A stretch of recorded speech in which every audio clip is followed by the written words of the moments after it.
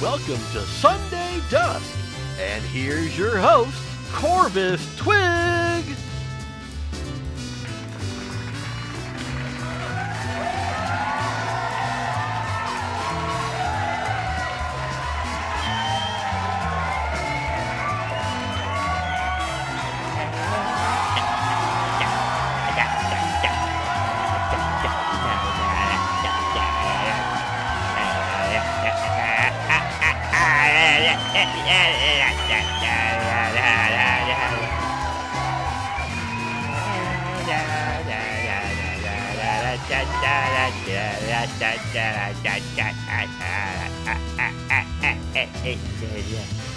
I'm a bird. Is that too much dancing? It's probably too much dancing. Watch the music. Yay! Welcome everybody to Sunday Dusk. It's a Sunday in September. Oh my god, can you believe it's September already? We're past Labor Day. And I wasn't here on Labor Day. I was on Uski's channel and she grabbed my stem. Uski grabbed my stem. It was good times. Although I barely remember most of it. It was good times. But sorry for being away for a week, but we are back, folks. We are back. It is September, and it's getting chilly outside. The heat wave is over where I'm around, and we're starting to get that fall air, folks. We're starting to get it. Spooky season is among us. Spooky season starts soon. Heck, spooky season could start now. Heck, I say after Labor Day, it's spooky season. I mean, around the Sunday Dusk Studios, it's always spooky season. And you know it. Spooky, spooky, spooky, spooky, spooky, spooky, spooky, spooky, spooky, spooky, spooky, spooky. Yeah, we love it. We know it. You know it, Hasio. Thanks so much, everybody, for showing up. We got Hasio, we got Ray Bandan, we got Benta, we got all the lovely folks, all the usuals here. What a day. But it was a sad day yesterday. I took a trip to the local Renaissance Festival. Brought my girl bird. Brought some of her friends, and I brought Rodney. But then we weren't there for more than a half hour. I look back, and Rodney was gone. Rodney was gone! We lost Rodney! And we don't know where he is. He ditched us. And now he's just hanging around the Renfest all by himself. We don't know where he went. He might be a turkey leg by now. He might be in the turkey leg mode. We don't know. Ow. So Rodney's back? Rodney's back? Hey, I saw you there. Oh my god, Rodney's alive! He's alive, everybody! Rodney's alive! Hey! Thank God we got Rodney back. We were scared there for why did you get oh god, another Rodney. It's okay. Everything's okay, folks. Rodney's back. We were scared there for a moment.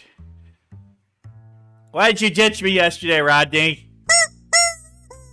Oh, because you saw a turkey leg? Oh, it scared you. Oh, so you ran out. Okay. Well, we're glad to have you back, Rodney. It wouldn't be Sunday Dusk without my bird friend, so luckily everything's okay. Rodney's back. We can move on with the show without a heavy heart. We can go on and have the great show we always wanted, because oh my god, we got a great guest tonight. We got a great guest. She's waiting in the rings, and who else to push in the TV cart? Well, I probably just have Modbot do it. He's sitting there on the desk. Modbot be probably fine for moving that in. Yeah, it'd be fine. Okay. Anyway, we can get on. We got the branch news. That's been up the whole time. The branch news. Rodney, you put the branch news already? Okay, well, you're not supposed to do that. We're supposed to see the background. You screwed up, Rodney. You know, people want to see. Well, don't take it away.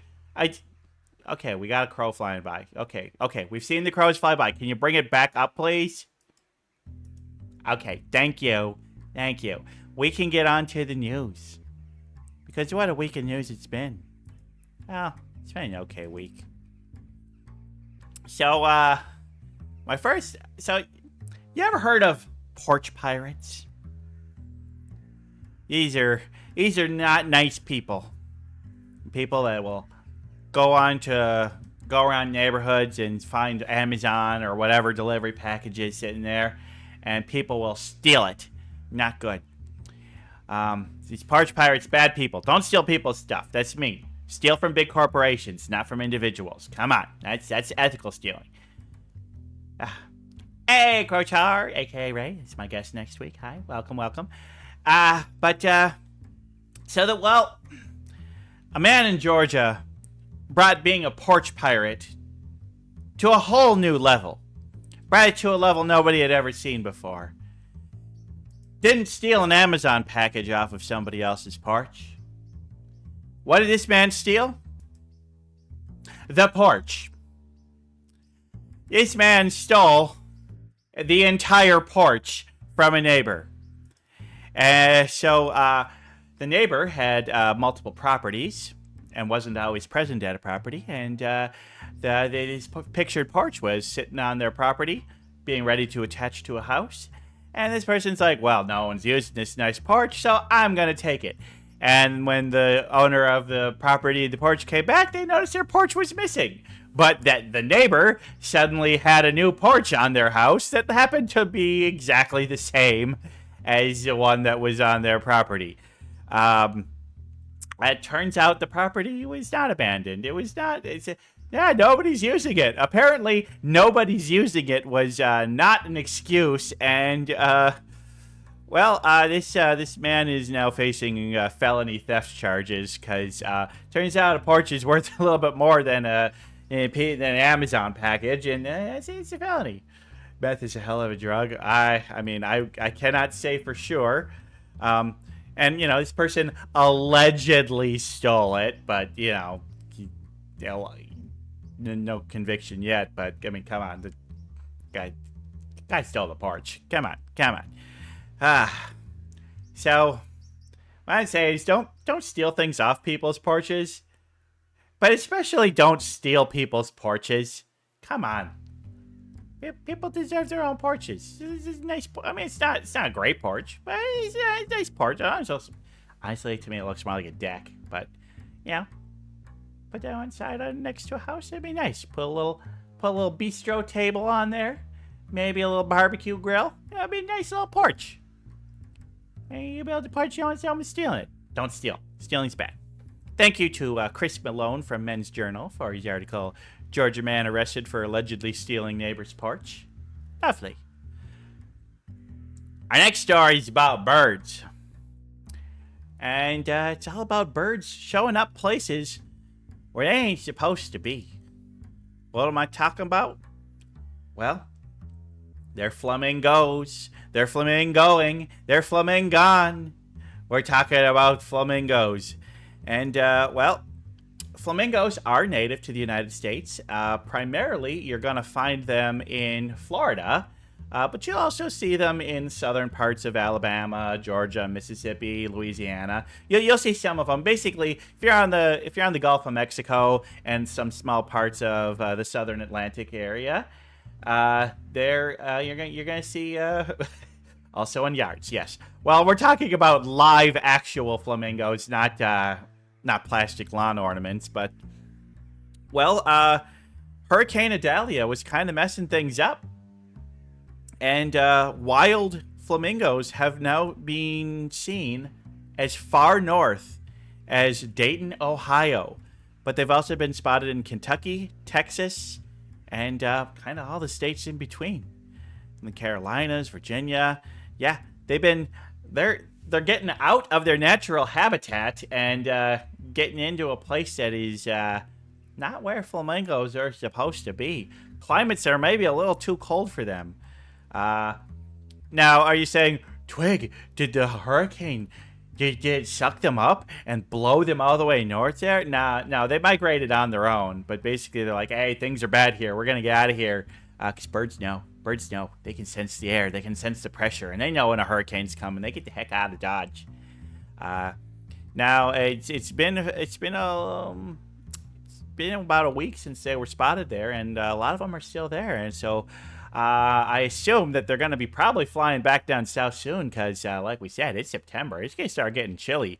And Ohio is no place for a flamingo to be in the wintertime. Absolutely not. So hopefully these birds are going to get back down south, get back to a climate that is more comfortable for them. But, you know, as southern United States keeps getting warmer and warmer, seeing these fellas further and further north might not be as rare of a sight.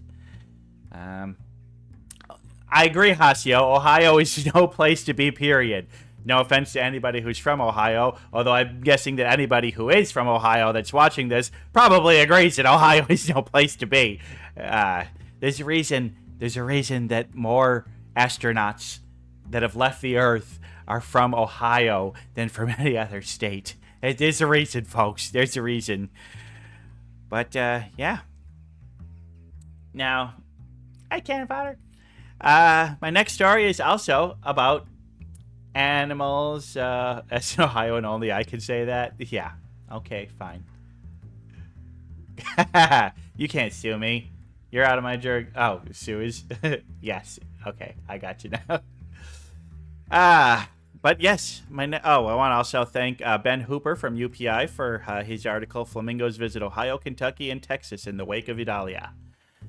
So, my next story is also about an animal being where they're not supposed to be.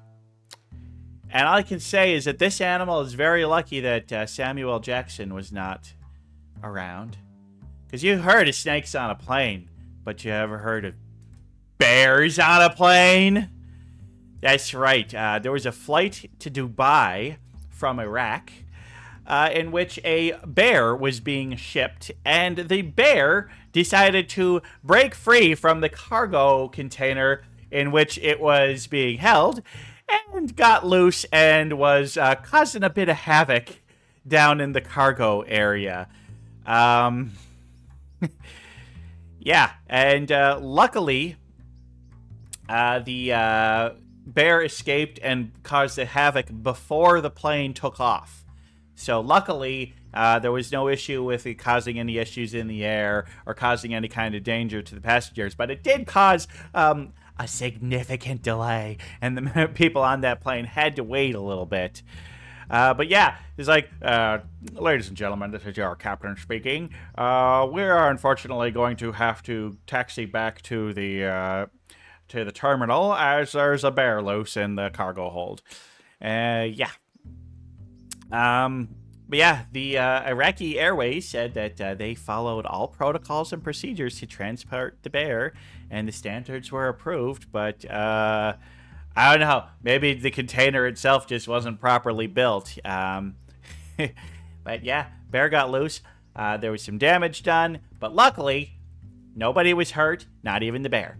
Bear was put into a better container and eventually got to Dubai. Although honestly, I don't know. Going to Dubai is probably not the best thing for this bear.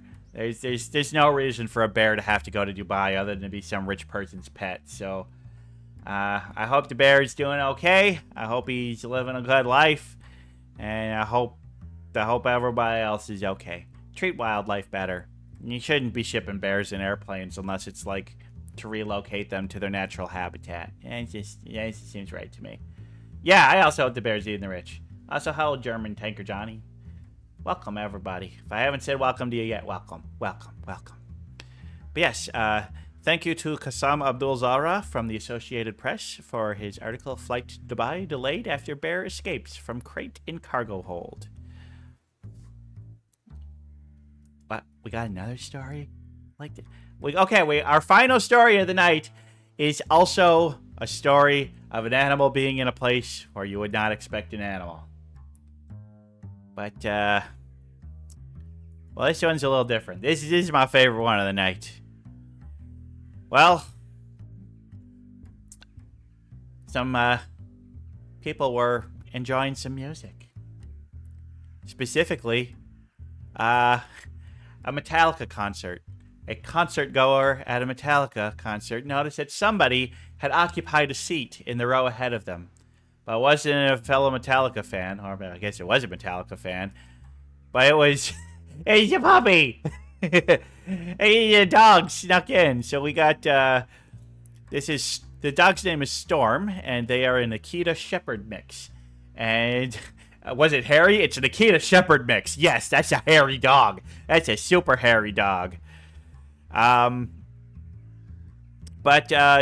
the people are sitting there enjoying, and the dog just found an empty seat, sits down, and watches the concert along with the rest of the friends. So, you just rocking out to some Metallica, baby. I hope that the band members noticed the dog and played Of Wolf and Man, just because, that'd be the most fitting song. But who knows? I mean, God, who knows what the set list for Metallica looks like? It's been a few years since an album came out, so I don't know. They're trying to promote new stuff. Although maybe they played some stuff off of like Death Magnetic. Some of the new albums, it's not too bad. Metallica, it's not the same as their glory days, but Metallica's changed over the years, and I think that's okay. I'm not a hater of the new Metallica. I mean, we can all agree Saint Anger is terrible, but I'm guessing they didn't play anything from Saint Anger. I just wanted to hear them play Of Wolf and Man. Oh, a new album this year? Well, that'd explain why they're touring. But yeah, so anyway, the dog was actually sat there for a lot of the concert because they weren't bothering anybody. And Storm is a she. Okay, looks like Storm is a she, according to the article. But yeah, she remained there for hours in the seat and said nobody seemed to be bothered by her. They enjoyed her. And afterwards they did a check. They did a call out. Nobody claimed her. There was no chip, no collar.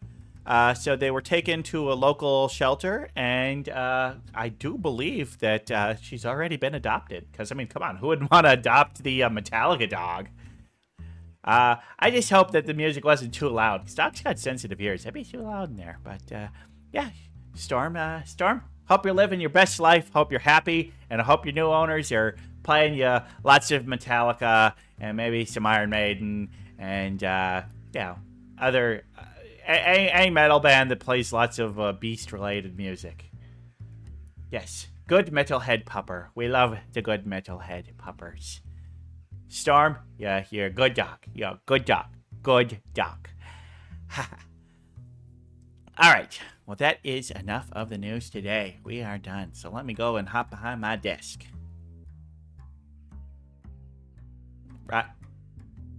Rodney, you're in front of me. Yeah, move.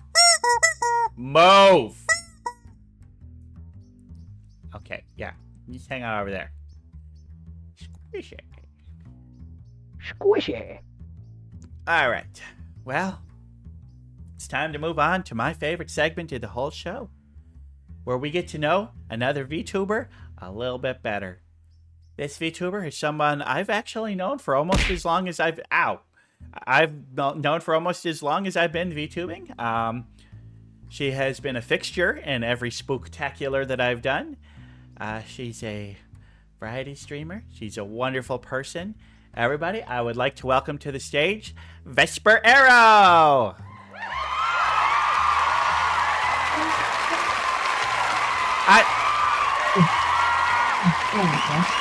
Hello, everyone.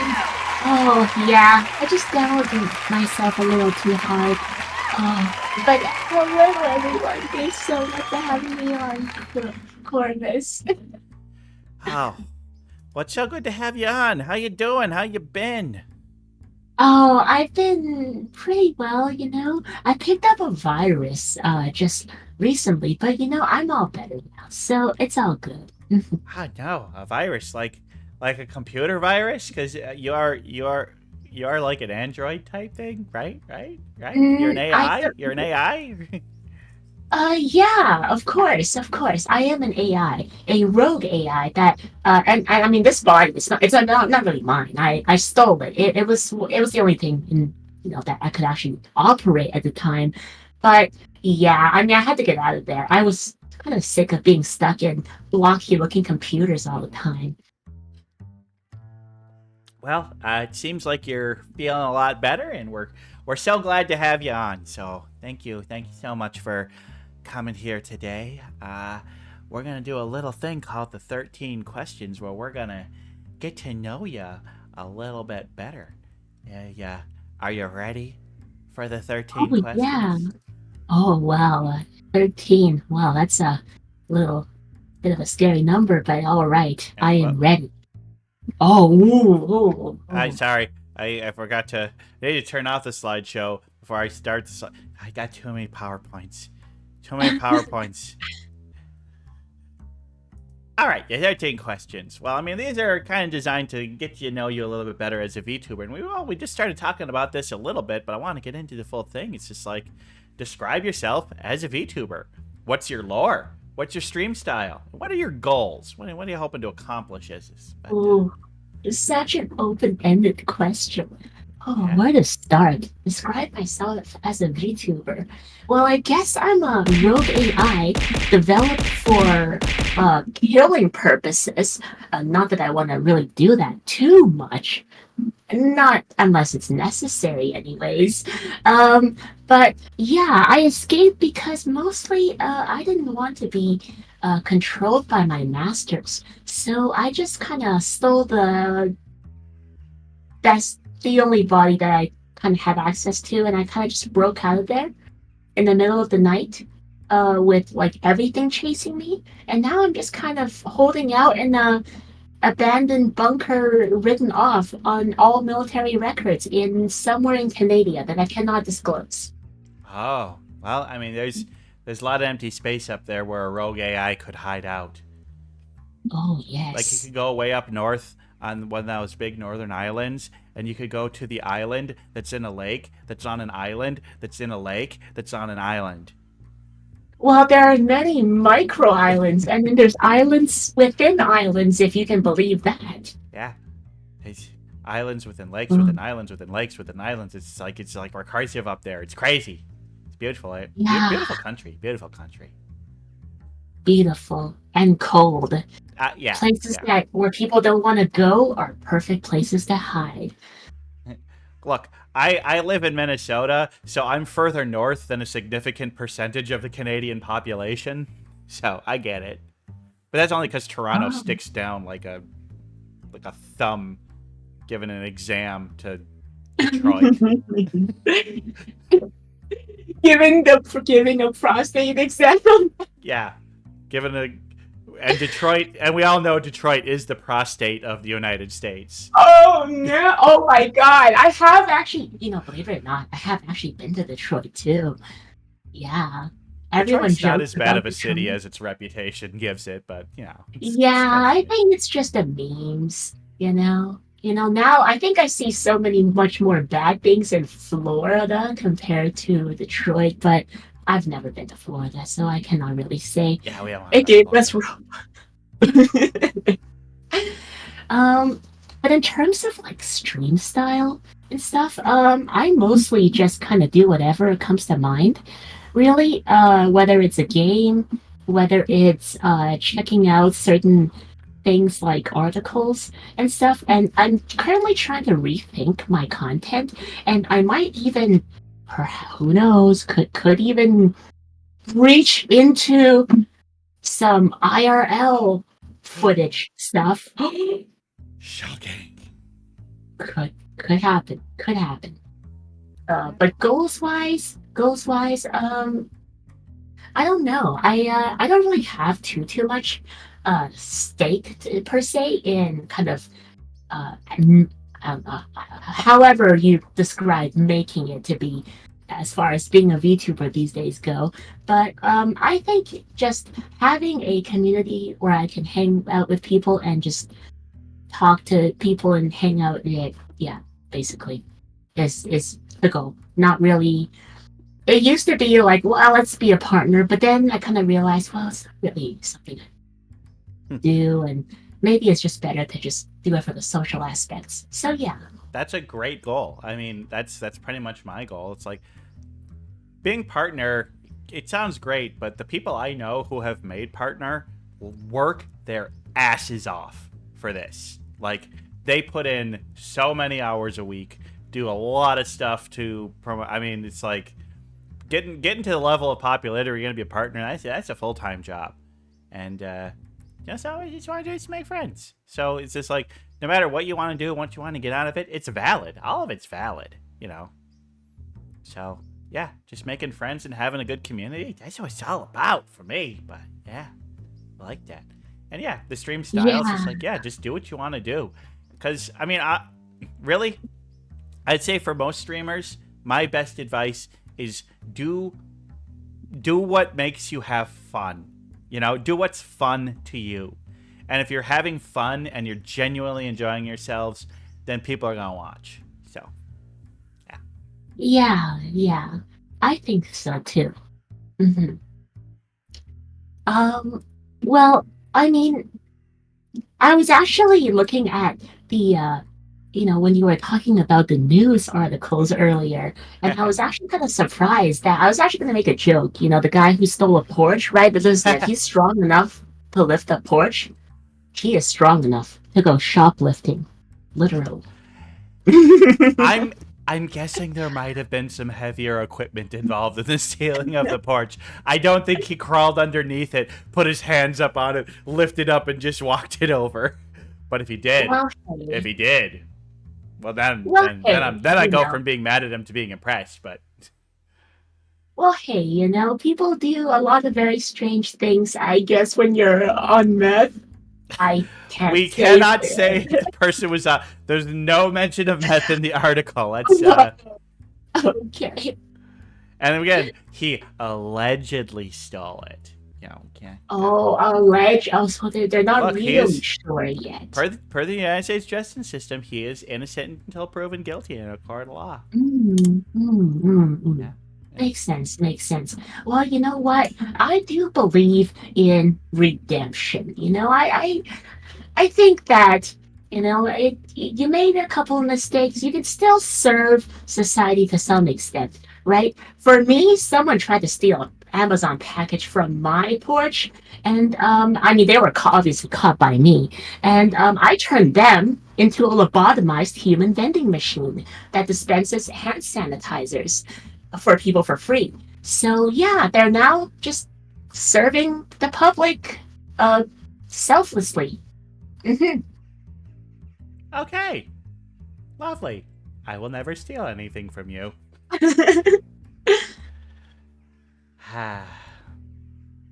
Lovely. Well, let's move on to the next question. If you could collaborate with any streamer, who would it be, and what would you play or do? Ooh, well, this is kind of like a balancing act now, because you see, if I go too big, right? If I want to say, well, XQC, okay, now I'm gonna. The truth is, I'm probably not gonna be ready for that, right? Several tens of what was it, 5 digits, maybe even like 6 digit people watching. Oh my god, that's like a lot of people. Like anything I could do at that point could be like heavily scrutinized. What if I have an itch up my nose? Oh no, that's a problem. And that's gonna be like viral. What if I like sneeze? Uh-oh. Does Vesper have some? Is Vesper transmitting some kind of virus to the public? I mean, that's kind of a problem. So I think if I were to collaborate with some kind of streamer, I would just collaborate with someone who's medium. Somewhere they just breached 100 viewers, and right around there is good enough for me. It's kind of right up my alley, I would say. Do you have anybody specific in mind that you just Um, someone that you really like watching and you think you'd vibe well with? Well, I do actually work on. So I don't know if you know them, but they do a lot. They create their own models on stream, and Ooh. they rig their own models on stream. Ooh. Name is Shemaya Live. Shamaya Do you know? Live. Okay. Mm-hmm, Never heard of them, but it's always nice to hear about cool, interesting, creative people. mm-hmm. Yeah, and I'm just making their own YouTube avatars. That's like as close as these days, anyways, as you can get to being a god. That you're creating almost living things. Yeah, you're creating bodies, sentient, talking bodies. They're sentient? The models themselves are sentient? I'm scared. Well, I would hope so. Well, that's really cool. That's really cool. But what would you play? I don't know. I'm not really sure game wise. But you know what? If maybe we could like discuss making a a VTuber model. One that's completely out of the ordinary. Something incredibly eldritch like, more eldritch than Iris. Something partially in the fourth dimension. Ah. Really getting into the existential horror. I like it. I like it. Yes. Yeah, I love it when VTubers do things that are just like completely out of the ordinary. It's just like, don't get me wrong, I like the cute anime girls, but you know, seeing like a VTuber potato, or I saw somebody who was the overlay was the VTuber, and like the overlay was rigged as a model, but it was just an overlay. It was like a talking overlay. Oh, I saw someone come up with a model that is literally just a walnut. And at first when they told me about it, I was like, good joke. And then they actually showed it to me. And then I was like, what? It's literally a walnut .png. And then they just split it down the middle and it just goes rah, rah, rah, rah, rah, like that when they talk. And they talks just like a Canadian. Oh yeah. A South Park Canadian. No. A Canadian will be saying sorry all the time. Sweet. But yeah, designing a model together on stream, doing a creative collaborative process, that would be fun. Yeah. I mean, I don't know. I think that would be pretty cool. But in terms of like games, there are a lot of options, but at the moment, and this kind of changes over time, but at the moment, for certain, I would say Baldur's Gate 3. That's a very popular game. Very, very. I've been just absolutely addicted to that game. Like when I pick it up, it's kind of like no, how do I explain it? It's like one of those like circular magnets. You know, you can never put another piece of metal in the center of it because it just keeps bouncing it off. But the moment you do, you can never take it back out. Right? It's kind of like should I kind of play some Baldur's Gate? Well, I guess I'll play some Baldur's Gate, and then that's it. For the next 6 hours, I will be glued. My mind completely transferred into the realm of this game. Yeah, I have not played it myself, but from what I understand it, yeah, it seems to be a very, very deep game that really is big on you really do what you want to do, and scenarios change based on what race and who you want to do. Is. And yes, I've also heard it's horny as hell. Yeah, I heard about that. Yes. I haven't finished it yet because when it comes to RPG games, I am a very how do I describe it? Devout completionist. Oh. And if it can be done, if it's an item that I can get, I will get. That sounds like a game like Baldur's Gate. That means you're gonna be putting a lot of hours into that game. Oh, absolutely. I feel like I haven't even scratched the surface of it based on how much I've actually played it already.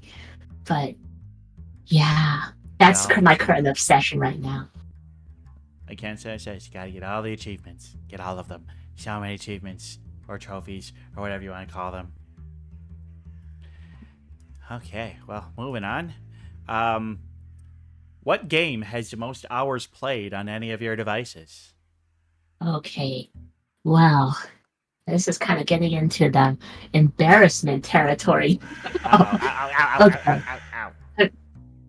Hi, Oh, Osu. no, Osu the just crows threw are a bunch getting of in. crows at Oh me. no, oh no. Okay, so I would say the game that has the most play hours, okay, it is either War Farm or hmm, War Farm. I'm not even familiar with War Farm. Warframe. I Oh, sorry, it is called Warframe! they I call it know Warframe, Warframe! but I War call it Farm! I'm War like, what is Farm. that? Like a Well, Facebook listen, game?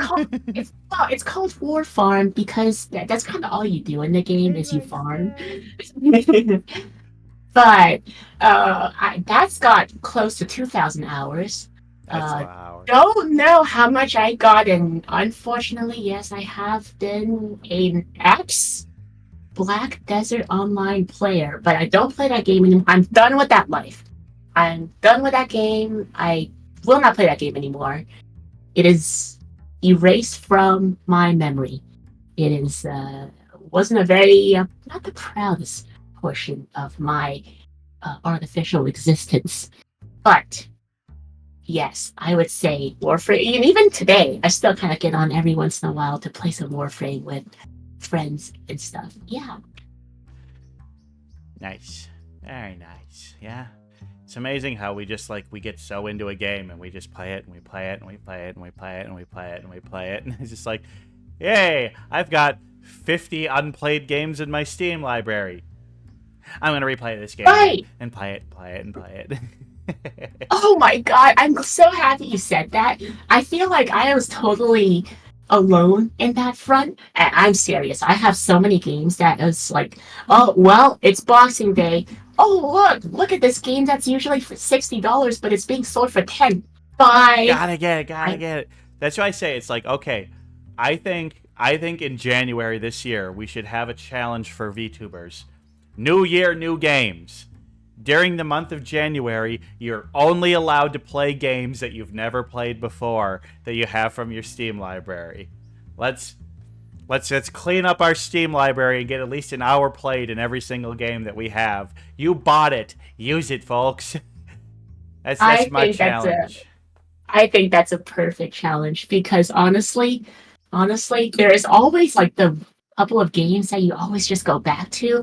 I don't know why. Maybe I would just have too many things processing in my CPUs. I don't know if AIs can have ADHD, but that's kind of what happens. It's like, oh well, I can play this game, but it kind of reminds me of this other game I used to play a lot. Oh, time to go back to this other game I used to play a lot. And so, yeah, that's just what happens. There's always the one game that we all have whenever we're kind of just not, we just don't know what to do. We, we're just completely, our mind is just completely fried at the end of the day. And by default, your brain just moves your body to play that game by But default, and you don't even know it. people like what is safe and comfortable and familiar. It's like you come at home, yeah, exactly as you said. You come home from a long day of work and you just want to relax and you don't want to be challenged too hard. So you go back to something that's familiar and safe and you don't have to think too much about it and you can just enjoy it. I get it. It's why people rewatch shows they've rewatched all the time, even though there's more content than you could ever possibly watch. I have a couple of videos on YouTube. I've like, you know what? I think I must have contributed like at least a couple hundred views onto their videos because I just keep going back to those videos whenever, I just like, oh, time to pour myself some alcohol and put on my favorite YouTube video and then play the game that I've been playing for the past couple thousand hours on. Yep. I've never played Pathologic, but I've listened to H Bomber Guy talk about it for 2 hours multiple times. Oh, I love that guy, by the way. H Bomber Guy's great. H Oh, Bomber Guy's wonderful. absolutely. Big support. Hmm. The only thing I don't like about H Bomber Guy is that he doesn't release videos often enough. Well, sometimes it's about quality than the quantity. I mean, do you want him to react to every last thing that ever comes up? Oh, Sunday Dusk is garbage. Here's why. this VTuber is very problematic. This is why. Vesper Aero, a measured response. Oh no, no! I had it. I had a nightmare. I gotta tell you, Corvus, I had this one nightmare. Oh This no. is right around the beginning of my VTuber career, right back when back when Twitter was still called Twitter, and I refused to call it anything but. We're against And dead naming, well, except Twitter. yes, except Twitter. I am kind of a cyber necromancer to that extent, but anyways, I had a really horrible dream. This is like literally probably the fourth day that I began after I literally made my. Well, I never really had a debut, but when it technically began, I had this dream where I like logged in, and then suddenly like my face was posted all over Twitter, and it was not. At first I thought it was like, oh wow, that's so great. I must be like blowing up and stuff, but no, I was actually being canceled, massively canceled. I don't know why I was being massively canceled. I don't even. It's all the all this media about me was just stacking up over and over. I have no idea what I actually did or said that got me canceled. And I woke up after. I never really found out why, but that was like, oh god, what if I actually do get canceled like that? It's like, oh, I'm gonna have to stay off the internet for a long time. I just can't imagine you doing anything that would get you canceled. And honestly, Oh, you okay, never know from these what I've days. noticed of people that really get in trouble, the initial statement gets them in trouble, but it's the doubling down and refusing to apologize and take accountability that really gets people in trouble. Well, there's that, but then there's also on the other side of that spectrum, there's also like the apology videos. If Oh suddenly yeah. one day I made a video of myself playing a ukulele and being like, Well, everyone is against me, they are all asshole. I don't know. I can't even sing it that's. properly, but See, I think anyways, that's that's. what. We don't need to go into that, lady. But that was not an apology video. That was that. Oh my god. If your apology is sincere, see, here's the thing. Okay, people, you're gonna fuck up. We all fuck up. We all do things that hurt other people, and the way what you do is when you apologize, but then you also work to make amends. You know, you admit what you did wrong, you show true remorse, and you put effort in to do better and to help make things right. And if you do that, people are probably going to forgive you because people want to forgive. I mean, it depends on how bad the initial thing you did. Like, if you're doing something that's like quite literally a crime and seriously hurt somebody, well, then yeah, just go fuck off. You should be in jail. But like, saying something stupid or mean or, like that, it's just like you can make up for it. I like to think that you gotta get people a chance to grow and do better. And if so, I like to think that most people, I mean, yeah, sure, there's a lot of internet warriors that will never forgive, but I think they're more visible for us who are terminally online than their actual representation in the world. I think most people are willing to forgive if they see an actual genuine effort to do better. Yeah. And Mm, mm. Yeah, I think so too. Yeah, I don't really know what I could have. I don't really think there's anything I can possibly say that could get me canceled. But then again, who really knows? well, I Sometimes. mean, I mean, the final question of this, there's certain answers that I might cancel you for, but we'll get to that. We'll get to that. That's okay. All right. Well, next question.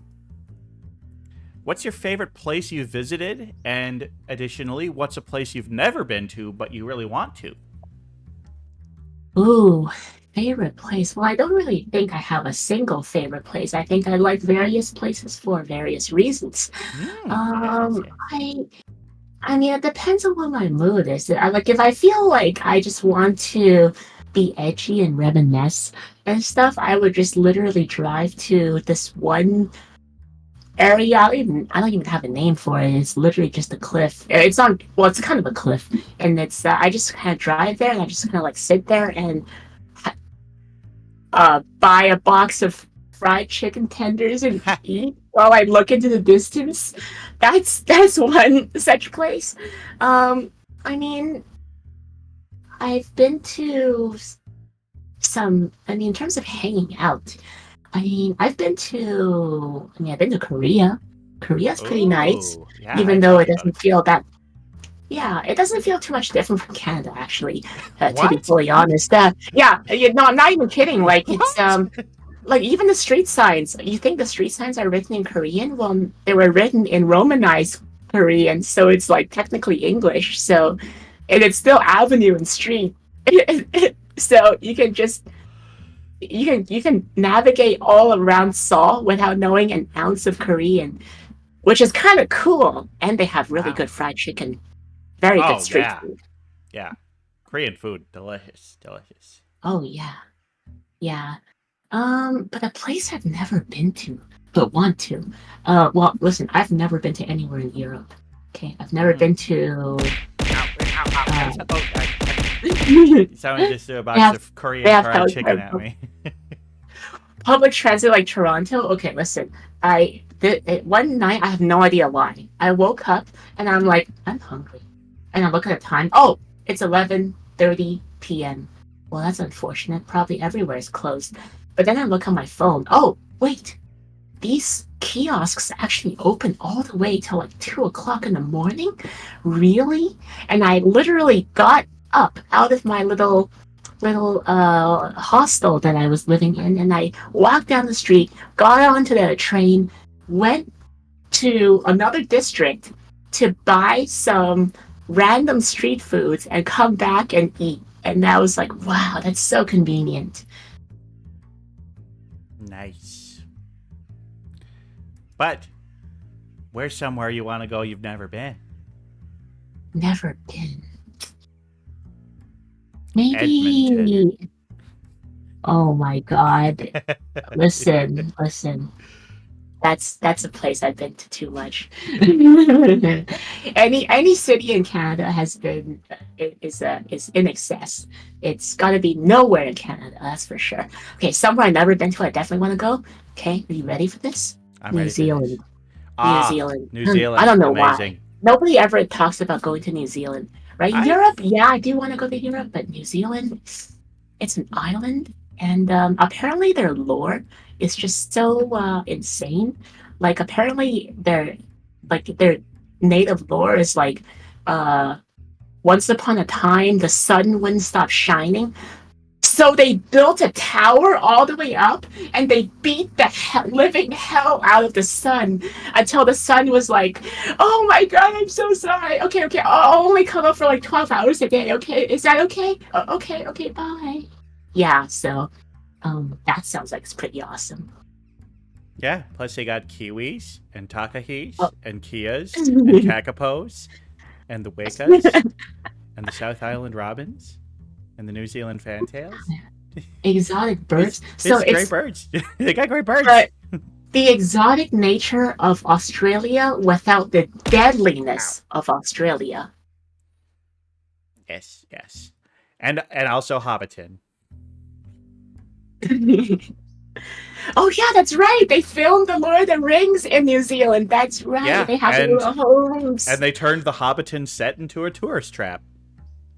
Oh really? Oh, Yeah, that's you right. I can forgot about visit. that. You Yeah, can visit the actually place visit where the they set. filmed, like the set that they filmed all the Hobbiton set things at. You can go and visit it now, and it's like and you can go into Bilbo's Hobbit hole and Bag End. I gotta say the proper name, or I'm gonna get torn apart in the comments. Yeah, you can go inside Bag End because I mean they built all of that as if it were a real town. Yeah, it's pretty neat. Wow. Okay, that only makes me want to go there even more. Yeah.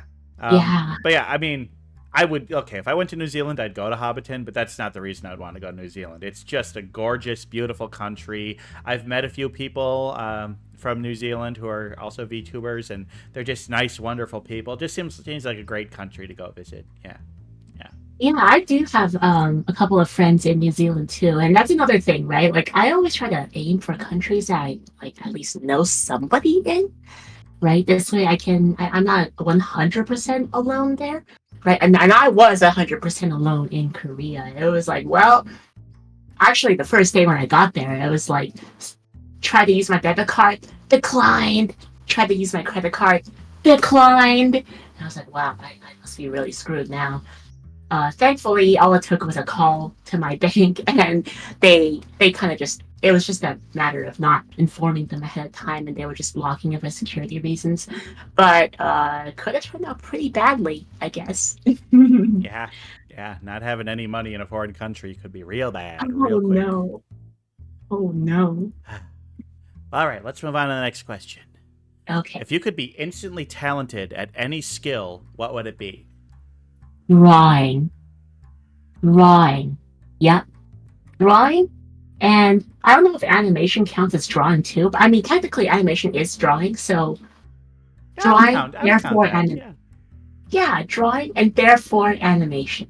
Yeah, yeah, Yeah, being able to exactly. animate. I mean, animation is definitely a specific subset of drawing. Because you have to. There's certain techniques that like you draw things for like an animation frame that you would never draw if it was a static image.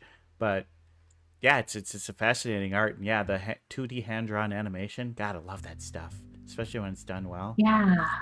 Yeah, I mean, listen, it's more that yes, I want to do it to make memes. Yes, I want to do it to draw like weird art of like friends and stuff.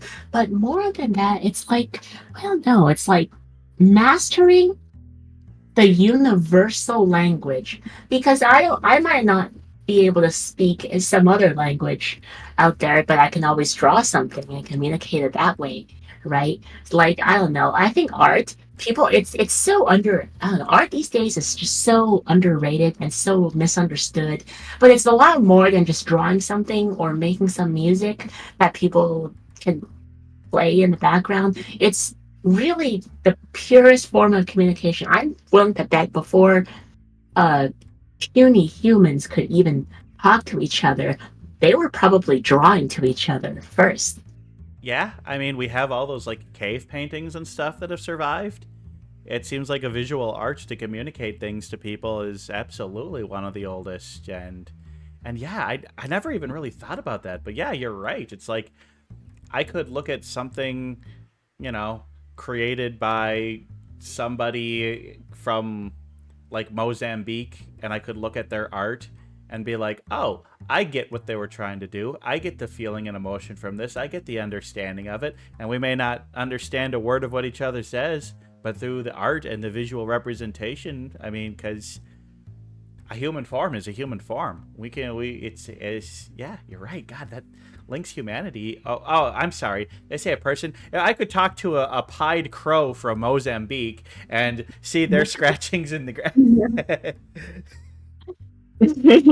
Yeah. Yeah. I mean, hey, aren't there certain cultures that worship crows too? I mean, all the smart ones. Yeah. Well, actually, I did the pied crow a few weeks ago on my anniversary thing, and it's kind of interesting. Throughout like a lot of Asian and European folklore, crows and ravens are seen as dark omens and are like considered to be like bad things. But the pied crow in a lot of African cultures is actually seen as a positive and beneficial and good thing. So it's like, yeah, Oh, the Africans got it right, ah. baby. They're the smart ones. Yeah, yeah. Yeah, 100%. I just love how there's different interpretations of the exact same thing throughout different cultures, right? Because I don't know why, but like, here's one thing I was like ranting about literally just a few days ago, right? Someone was like, hey, did you know, like, the dark, like, I was talking about Baldur's Gate 3, and they're like, did you know the dark Sharn religion are actually bad people? And I'm like, well, no, I mean, it's pretty obvious by the way they presented it. I mean, like, but I mean, when I thought about that, I was like, oh, another representation where they're like, oh, yeah, why does a dark goddess have to be part of some nihilistic, unreasonable religion that just makes no sense, that is only interested in having people engage in senseless violence for no good reason, just being bad for the fact of being bad with zero redeeming value. Like, why can't it be like the Wiccan or the or what was the other one? Look, if Um, you're gonna have a goddess who is causing destruction and chaos and horrible things, she would not be dressed in the black feathers of a crow, but in the white feathers of a goose or a Right. seagull. I mean, listen, if I want to be a bad guy, I would make myself look and sound like a good guy, like I'm on your side, and I have all of your values in mind. But I really don't. Hey, all I can tell you is, from my experience, it wasn't the goth kids who were the bullies and the assholes. Ah, there you go. Ah. Although a couple of them were, but yeah, it's just people to people. Ah, well, I mean, they're gonna get what's coming to them. Remember, human vending machines. Yeah. My best invention. All right, well, this is a fun one. What's the biggest thing you geek out about? Ah, this could possibly be a long one. There's multiple things actually. IRL and fiction. You want the fiction first, or you want the non-fiction first? Let's go with the fiction first. Oh, fiction first, 100%. Listen, recently, I don't know why, but I've been like reading deep into a whole lot of grim, dark sci-fi universes, right? In particular, of Warhammer 40,000. I don't know why. I don't know why, but I've just been really like, oh my god, there's a lore video on this. I want to listen to that. Oh yeah, they did. There's this race of humans, this hypothetical race of humans in this far future that does horrible stuff to themselves. That's kind of cool. Oh, there's this even worse race of other things that make people suffer for literal enjoyment and to lengthen their own life force. That's great. Oh, anyways. And the thing is, I know exactly what you're talking about because I played Warhammer 40k for like 10 years. I get it. I get it. Oh, have you? I personally never played the tabletop, but I'm mostly into the actual video games. But yeah. Don't get people started too much on the lore because it's deep. I'm a Tyrannid. I like the Tyrannids. The Tyrannids, I say, are the only ones that aren't purely evil because they're just hungry. They just want food. They just gotta go get food. And the orcs aren't really evil either. They just love a good fight. What? But all the empires, they're evil as hell. Like they're evil, yeah. All different. But you know, they're all different flavors of authoritarianism. Well, I thought, Zinch, the Chaos God Zinch is pretty burb-ish, and you're a burb. I love Zinch. Are you like into deception and scheming and all that stuff? Yeah, Zinch was always my favorite of the Chaos Gods. Oh yeah? Okay, yeah. Okay. The people that played the Slanesh gods always gave me a bad vibe. Well, I won't tell you what my favorite Chaos God now is. But I like that they have the 4 Chaos Gods, and the other ones we didn't mention are Khorne. So in case you're wondering, Zinch, we talked about that. Trickery, wisdom, forbidden knowledge. Then Slanesh is like desire and pleasure and extreme pleasures and stuff like that. And then there's Nurgle, which is like plague, death, and decay. And then Khorne, which is like pure combat and war and violence. Pure metal. You don't need Khorne to worship. No need for monasteries or chapels. You just have to get on the battlefield and slay. See, I feel like there was potential for there to be a clan of orcs that were also followers of Khorne. Hey, that's always a possibility. I could see some compatibility there. Hey, if they can hollow out a planet and move that around and use it as a ship, anything is possible for those guys. Yeah, listen, they'd want to make sure that they do it to Mars because then it'd go faster. Oh no! Oh no! In case you're wondering, there's literally a thing in Warhammer 40k that orcs paint their vehicles red because if it's painted red, it goes faster, and because they believe it goes faster, it actually does. No, that's their entire thing. It's like they have this psychic power. I don't even know what it is. It's like the way it's explained to me. It's like if they believe it, if they collectively believe that it works, then it does work. We made But this spaceship. We didn't put engines on it because we don't know how to build them. But it's a spaceship, therefore it can go warp speeds, and then it does. I saw And some. then it I does. I saw some cone-shaped things behind people. The humans ships. Let's make metal cone-shaped things. Yeah. And then I don't know. And this just works. Yeah. Funny thing, I read an article from Games Workshop where they're talking about the development process for new models and new lore and stuff, and they said it's about a 3-year process from initial concept to getting the art design going down to getting the model actually designed, actually built, and then finally released to the public. It's about a cycle that takes 3 years, they said. Exactly 3 years after the movie Mad Max Fury Road, Orcs suddenly got a bunch of awesome new vehicles. Well, 40K is kind of like this amount. The way that it originated, to my knowledge, is like a bunch of nerds in the UK. They used to run some kind of like a small business where they kind of just imported like various sci-fi things, and it originally was inspired by Dune. And then they kind of just took various aspects from other fictions and they kind of put it in there. Like orcs are from Mad Max. Um, the what was it?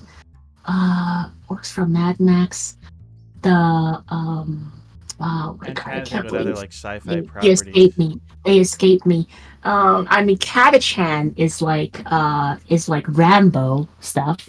Yep. And Those are like the jungle fighters. the jungle fighters. Elves are like basically just space elves, but there's like Space elves. Yeah. Yeah. But, look, we don't want to go too deep into 40K lore. I'm gonna watch my viewer count drop down to 0. We go this. We'll talk about this. Talk about this for like hours and hours on end. Well, what was the nonfiction thing you geek out about? Okay. So the nonfiction one that I'm currently fascinated in right now is lasers. Okay, this is IRL stuff, and I'm like, okay, listen. Listen. There is this concept. Everyone gets into science because they're like, I want to make a laser gun. But then I kind of thought to myself, wait a minute. I think I pretty much know enough about electronics and lasers to actually build one myself. And I'm just going to like order a 40K las gun replica, and I'm just going to fit a bunch of electronics and laser diodes into it and bind it to a trigger, and then I'm going to make one for real. Just go around blinding people. Oh no. Oh, never. It would be. Do you actually understand the mechanics of like how a laser works? Because that's always. Of course, yeah. I've never understood that. You're like, how do? Oh no. How do you build a laser? How do you get light focus like that? Well, I mean, there's a couple of different ways. Gas lasers, I don't 100% understand, but diode lasers, for example. Well, let's just say a regular diode, for example. Okay, so I want you to imagine, right? There's like an orange. I want you to imagine a rectangle. Once on one half, you got something called holes. On another side, you have something called electrons, right? And when you put a voltage across that, the polarity causes the electrons to try to go to the other side. Only if it is in the correct direction. Because if it's in the wrong direction, it will make the electrons, it will suck them to the sides, to the very, very edges, to the very extreme left, extreme right of the rectangle, and no electrons will pass through, and the circuit will not be complete. So you have to put it, so it's called forward biased. So as long as the voltage is in the correct direction, the electrons will go through. Now take that, and I want you to smack another piece of extra little wafer, you could call it, a wafer of rectangular wafer. I want you to etch that right between the holes square and then the electron square. And then when the electrons pass through this little wafer, it contains a lot of impurities, but it's on purpose. because when electrons pass through it, it will actually light up. It will glow, right? And that's what causes the light to come out. Now, if I want to focus that light, I just put a mirror on both sides on the top and the bottom of this wafer, right? So that light doesn't go everywhere. And moreover, there are these two mirrors. I will poke a small little hole on the top part of the mirror for light to actually go through, right? So you got all these lights bouncing up and down, but sooner or later they're going to come out of that hole. Now, here's the problem, but when they come out of that hole, there's something called diffraction, right? So it's going to kind of basically light, if it hits an edge, it's going to scatter and it's going to go to other places. We don't want that. So you put another lens on top. There you go. You focus the laser and it becomes a very, very bright beam. I think I got most of that. Yeah, I think you put it pretty well, but I mean, I guess the simplest way of saying it, it's complicated. But I think you explained it pretty well. Yeah, you're shooting electrons through weirdly shaped, impure things. You use mirrors and lenses to focus it, and then like a little bit of light just bounces around and all gets focused into a single beam. Okay. Yeah, exactly. Yeah. And then well, thank you for that explanation, but yeah, you can scale that up as much as you want, or you can scale it down as much as you want. And it's really it. Yeah. Mm-hmm. Now, nice. but that's kind of like an IRL project that I've been personally just working on for the fun of it, obviously. Don't shoot your eyes out, 100%. I got myself these awesome glasses that block. Now, the ones I got are blue. So, obviously, I need glasses that block out blue. Yeah. And it's very weird when you put them on. Seeing if you're using anything more powerful than just like a simple like $3 keychain laser pointer, you're gonna wanna have eye protection. Oh, 100%. That's definitely messing around. The world looks so different without blue. When blue looks gray, it's just we love blue. It's fascinating, but it's also it's so different. Right. Well, thank you for that. That was interesting. So my next question is, what's your? I mean, we may have already answered that in the last few, but what's your favorite activity that has nothing to do with streaming or video games? So other than just fiddling around and inventing random things, I would say drawing. Really, I've been currently taking online courses on how to actually draw. Like, I actually draw, because when I first started drawing, I'm like, yeah, I can do this. I can learn by myself. All these people learn by themselves. Yeah, and then I ended up drawing stuff that's like, it doesn't come out quite right. Why does it not come out quite right? How do these people draw something so fast and so quickly? And it's like, what? And then I draw something, it's like, oh, it takes me hours to do it. And it keeps looking not right. And there's always a method to doing something. And I think learning these fundamentals is so important. So that's why I was like, yeah, maybe I should take a course on it. Yeah. Her drawings are cursed. A lot of people just be like, oh, I'm just going to mimic art styles and stuff. And it's just like, no, to be really good at drawing, you do want to take classes. You do want to learn the fundamentals. I guarantee you, every single good anime artist that you're a fan of took figure drawing classes with real people.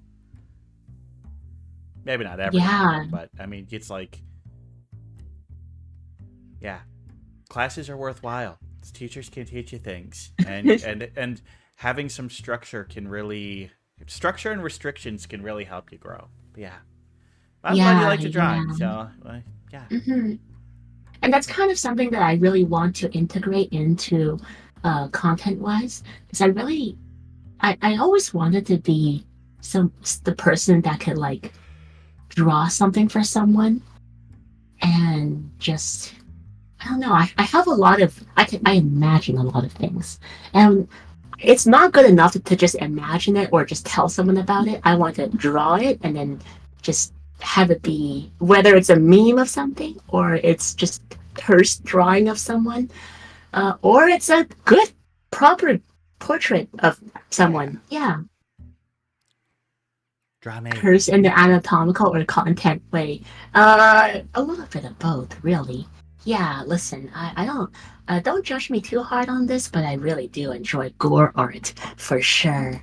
Big fan of H.R. Giger stuff Oh, too. nice. Yeah. Mhm. Cool, cool. All right. Well, what's your favorite holiday and how do you celebrate? Oh, favorite holiday. Hmm. I would say probably. I mean, Christmas isn't really a thing that is done like officially, but it is kind of a good excuse to buy very good food for once and to invite everybody over for a party.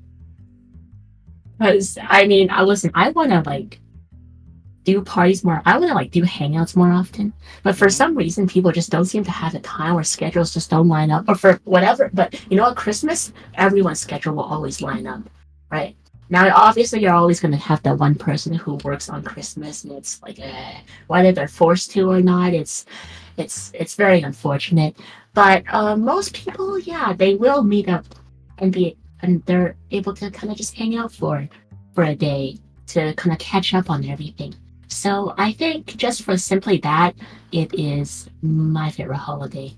Okay. Um, Are Kind you of also a between that big and fan of Halloween. like the music and the decorations and like all that stuff? Nah, the music, it's kind of giving my audio receptors a little bit of cyber cancer because I mean, after hearing sleigh bells ringing on the radio for like in every single shop that I ever go to, every single grocery store for like 2, 3 months on end, it does kind of get to me a little bit. So I'm gonna that have to say not too much the music. Well, and the big problem is like, yeah, kind of what you said is just like there's only like a dozen popular Christmas songs, and like those dozen songs have like 50 different versions.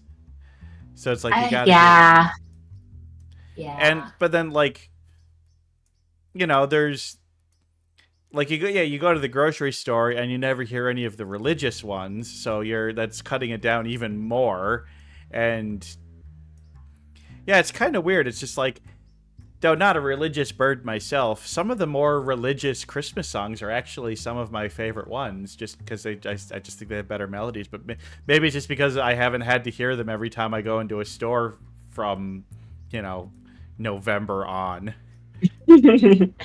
Right? Like here, people actually like the moment Halloween ends. I'm serious. Like it's technically not even um November 1st. It's still October 31st, and the moment that like the trick or treating ends, all the decorations are torn down immediately, and then the blowed up Santas, the air filled whatever sleighs and all that stuff. Oh yeah, the lights. Everyone's just putting that on It's ASAP. Like oh disgusting. wow, oh. Disgusting. Hollow. Look, Christmas went on a warpath, and Thanksgiving was there, and Thanksgiving stood its ground, but Christmas bowled over it. But Halloween is a bulwark and is holding strong. And Halloween uh, decorations are usually up till the weekend after Halloween. Oh, that's good. That's good. I mean, same for the hell. Honestly, the Halloween here. I'm not gonna lie. It's only September right now, and I'm already seeing like Halloween stuff go up right now in the neighborhood. So it's Nice. like, oh, It's wow, fall, people are baby. Spooky season. spooky, spooky, spooky, spooky. Yes. So, I mean, I guess another one of my favorite holiday would be Halloween because it's a good excuse to dress up in the most extreme way possible. And it's like, yes, I look normal. All right.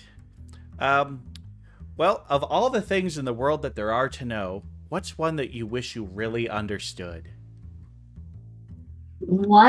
How to imagine the fourth dimension. Oh, And that's it. that's good. Yeah. It's like we have Yeah. these cube picture things that are like a representation, but it's like, no, I'm sorry. That's just a 3D cube with another 3D cube inside of it. It's like, There was a game that someone was made a YouTube video on. Yeah, hypercubing going on exactly. So there was a YouTube video that I saw. I was like, here's a game that you can demonstrate how various four-dimensional objects show up in three dimensions, and then they were just rolling around some cubes, or at least it looked like blocks or something, like playing blocks. And then suddenly they turn it over and it rolls, and then suddenly it rolls out of reality. How does it do that? And then all of a sudden, wait a minute. Sometimes I drop my eraser from my desk and then I never find it again. And now I understand. Maybe, just maybe, it fell into the fourth dimension. Yeah. it's in the fourth dimension. I mean, some people say that the fourth dimension is time, but that's not what we're talking about. Yeah. Well, it is. In some aspect, it kind of is. And what's crazy, Corvus? So okay, are you ready for this? Are you ready to have your mind blown? Ready. If there was a fourth dimensional being, they have the capability. Suppose there was one, okay? If there was, they can turn you or me into the mirror image of ourselves. And okay, now you might think this is kind of weird or it's going to be kind of odd, but hear me out. Imagine, let's just imagine this in like the 3-dimension versus 2-dimension aspect. Okay. So I want you to draw like a triangle on a piece of paper, and I want you to draw a line beside it, and I want you to flip it over that line. Okay. What did you just do? You made a 2-dimensional reflection of that triangle, didn't you? You took the triangle and you flipped it on the 3rd-dimensional axis, and you turned it into its mirror image. Now, by that logic, that means the 4th dimension, they can flip us over the 4th-dimensional axis, and we can become a mirror image of ourselves. Scary. Ooh. Whoa! Galaxy brain.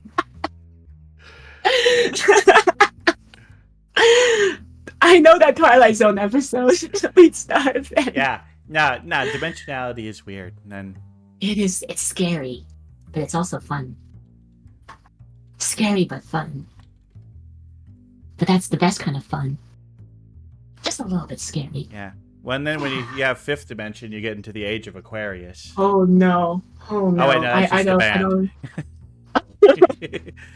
band. Fun stuff. All right, cool. That's a great answer to that.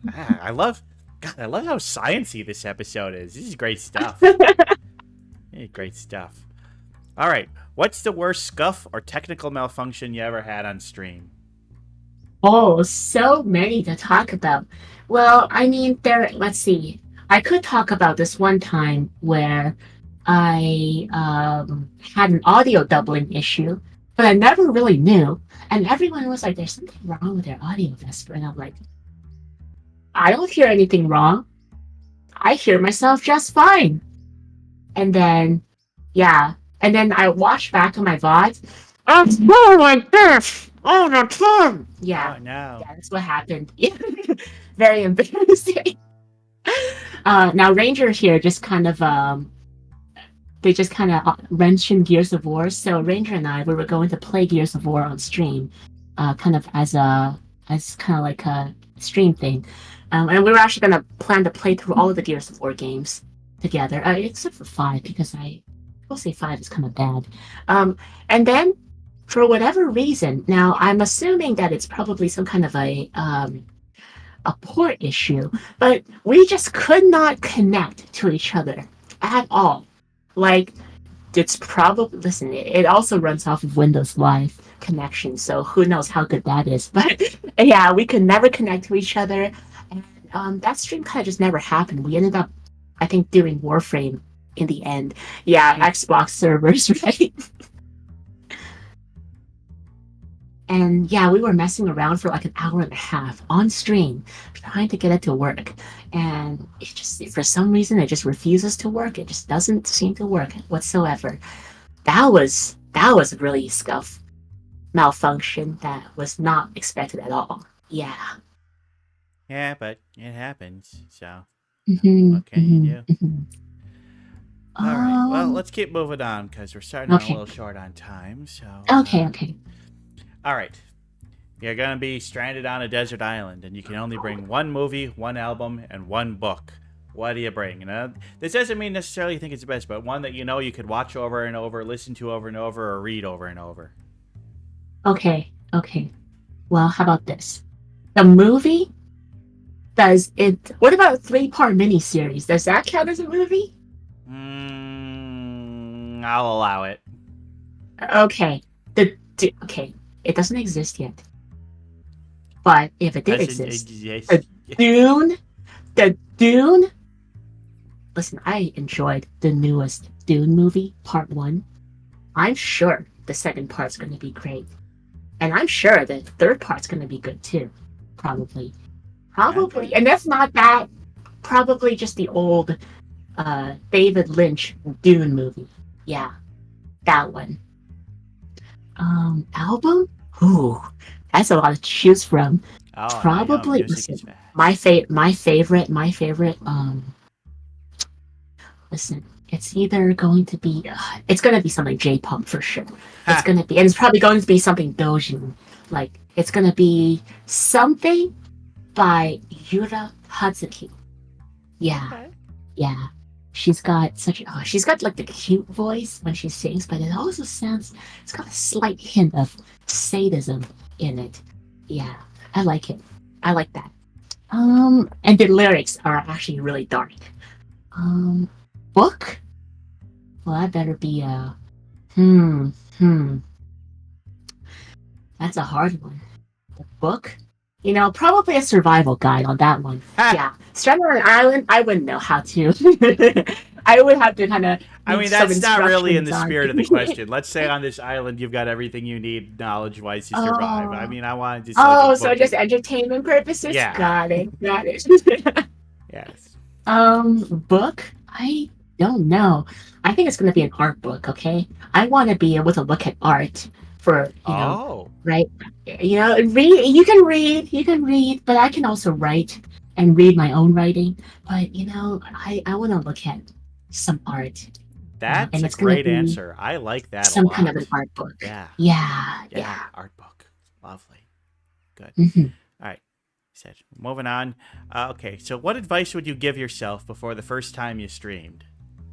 What advice? Test the damn stream first. Just because the computer can run a video game on 60 FPS on 1080p does not mean you can do that on stream too. And yeah, I was trying to run a stream on like 1080p, 60 FPS, and let me tell you, that stream was running at 20 frames per second. Really should be set seconds per frame, but anyways. Yeah, that could be bad. All right. Yep. Test your hardware first. That's great advice. And lastly, the most important question of all, and the one that might get you canceled with me. What's your favorite bird? Oh no, my favorite bird? The phoenix. Does that exist? No. Does it have to exist? Look, I didn't say I didn't say non-fictional bird. I said bird. You know what? You want to answer with a fictional bird? That's good. Phoenixes are cool. Yeah. There you go, phoenix. There you go. Yeah, it's really pretty. It can't die. I'm sure it can generate you an infinite number of feathers too. A phoenix downs. So they call it. F-22 Raptor. That's not. Huh. If they produce fire, could you just put one in a cage and then use like some sort of like reactor above it and then just get unlimited free energy? Oh, that's a great idea. A Phoenix reactor, enslaving Oh my multiple god. Phoenixes That would just be to. that just actually gave me a great idea for like a villain in a D&D campaign. This guy's Oh moving yeah. along and he seems to have this source of unlimited power, and then when the characters investigate it, they found that he's just imprisoned a bunch of phoenixes, and like then they can rescue the phoenixes and do the right thing. That'd be cool. Well, hey, don't they already do that? Like, there's like some kind of some kind of a lamp. They trap a pixie inside, and they use the pixie when the pixie is in pain, it generates light, and they use that as like a light source to kind of protect themselves against certain environmental effects. That's Well, so hey, I mean, evil. they already do that. Ah, that's so evil. All I right. like it. Well, since we're talking about birds, I guess, folks, it's that time of the episode. We've learned so much about Vesper. We had some fun time. We learned some awesome science during that interview. That was friggin' great. But it's the best time of the day now, folks. It's time for Bird of the Day. And this is, well, let me bring up the presentation and we'll pop on over in just a second. Come on, load up. There we go. All right. Oh, I wonder what bird we get today. Oh, you know, I asked you what you wanted and you told me this bird. You Oh, already know that's what bird it right. is. I All right. recommended this one. I'm gonna scoot down here. Why don't you come on over here? Why don't you come on over here? Okay. I'm gonna hang out over here. Rodney's gonna hang over there. All right. Well, this is a bird that many people may think is fictional because there's a lot of legend and lore behind this bird. It is a fantastical, mystical bird that has inspired many wonderful legends throughout history. And this is a bird that Vesper recommended. Today's bird of the day is the resplendent quetzal. Look at that resplendent bird. So resplendent. Whoa. So beautiful. So wonderful. They're awesome, awesome little birds. Well, actually, they're not that little. So, well, the resplendent quetzal. It's kind of interesting. So it's like we measure birds from beak to tail. And so that way, this bird is a 40 to 42 inch long bird, which you'd be like, holy crap, that's a big bird. That's like goose sized. But they're not. They're not goose sized. Because these guys have one of the longest tails to body size ratios of like any bird. Like ridiculous. Their body can be like 14 to 16 inches long, but their tail is about on average 26 inches long. But there's been some of them that have had tails that are over a meter long. Like that's some hardcore tail work right there. That's amazing. That's amazing. Named after Quetzalcoatl. Oh, we're gonna get to that, Blue Lines. We're gonna get to that. So yeah, their wingspan is like only 15 to 16 inches long, which, you know, a bird that's 40 to 42 inches long with a 15 to 16 inch wingspan, like that's one of the worst ratios ever. So, but it's because of that ridiculously long tail. Like 15 to 16 inches for a 14 to 16 inch bird, that sounds about right. But for a 42 inch bird, oh, this is, I mean, look at that tail. Look at this picture. Like, the bird ends 3/4 up on the picture, but the tail goes all the way down pretty much to the bottom. It's so long. Now, you may look at this bird and be like, oh, is that a type of parrot? Because they do have a lot of looks kind of similar to parrot, but they're not a parrot. They're in a order called Trigoniformes, which there's not a lot of birds in that. And the family Trigonidae is actually all quetzals. There's actually 6 different species of quetzal. But we're talking about the resplendent one today because that's the one that's most common and has the most like folklore around it. And as you can see, they are pretty much a Central American bird. So they're going to be there in those countries like Honduras, Guatemala, southern bits of Mexico, into Panama, all those lovely countries down there in those little green spots that you can see. And you're like, why aren't they in the holes of those areas? Well, they really like to be in those jungly areas where you can really get a lot of trees, lots of shrubbery. That's what they like. Well, Okay. I think the reason I like this one the best is because it's got two of my favorite colors, teal and red.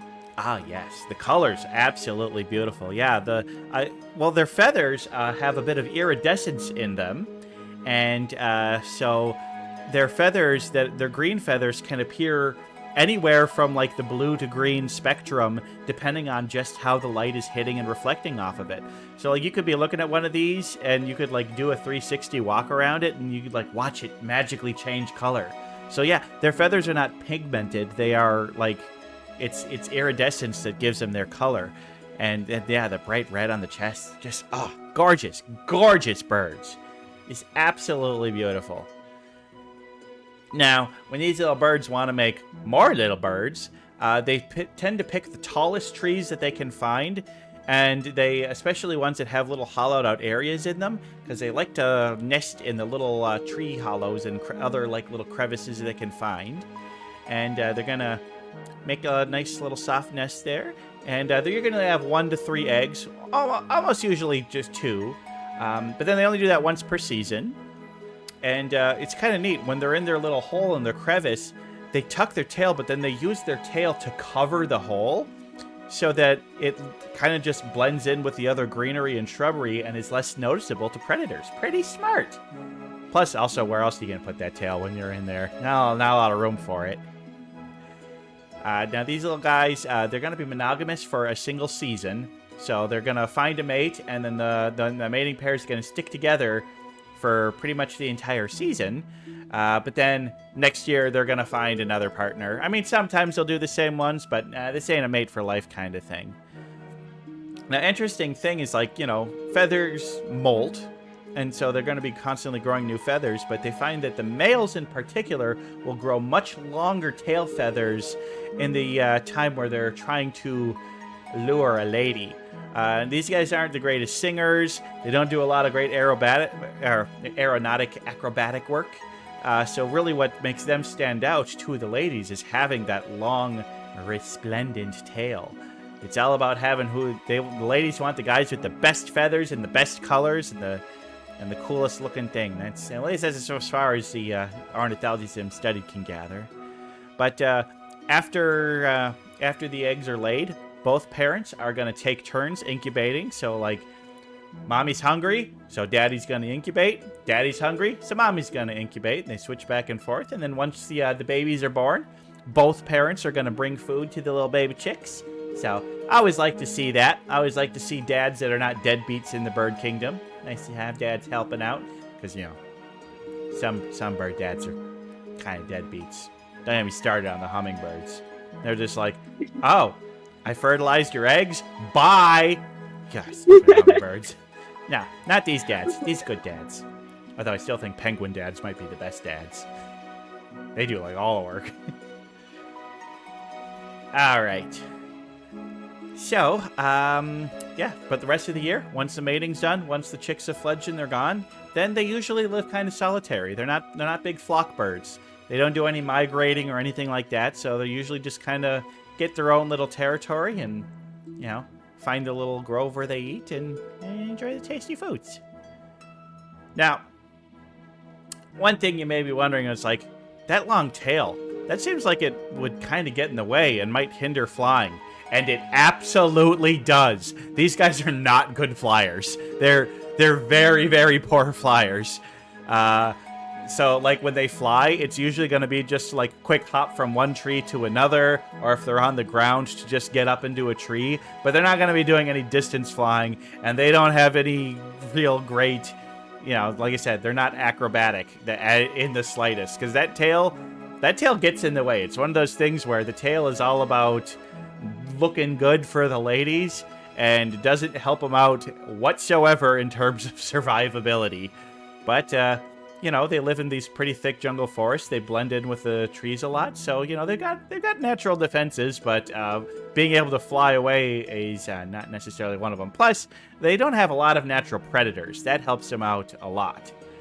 But unfortunately, there is one predator that they have that is, well, actually causing them to be pretty endangered, and that predator is, of course, human beings.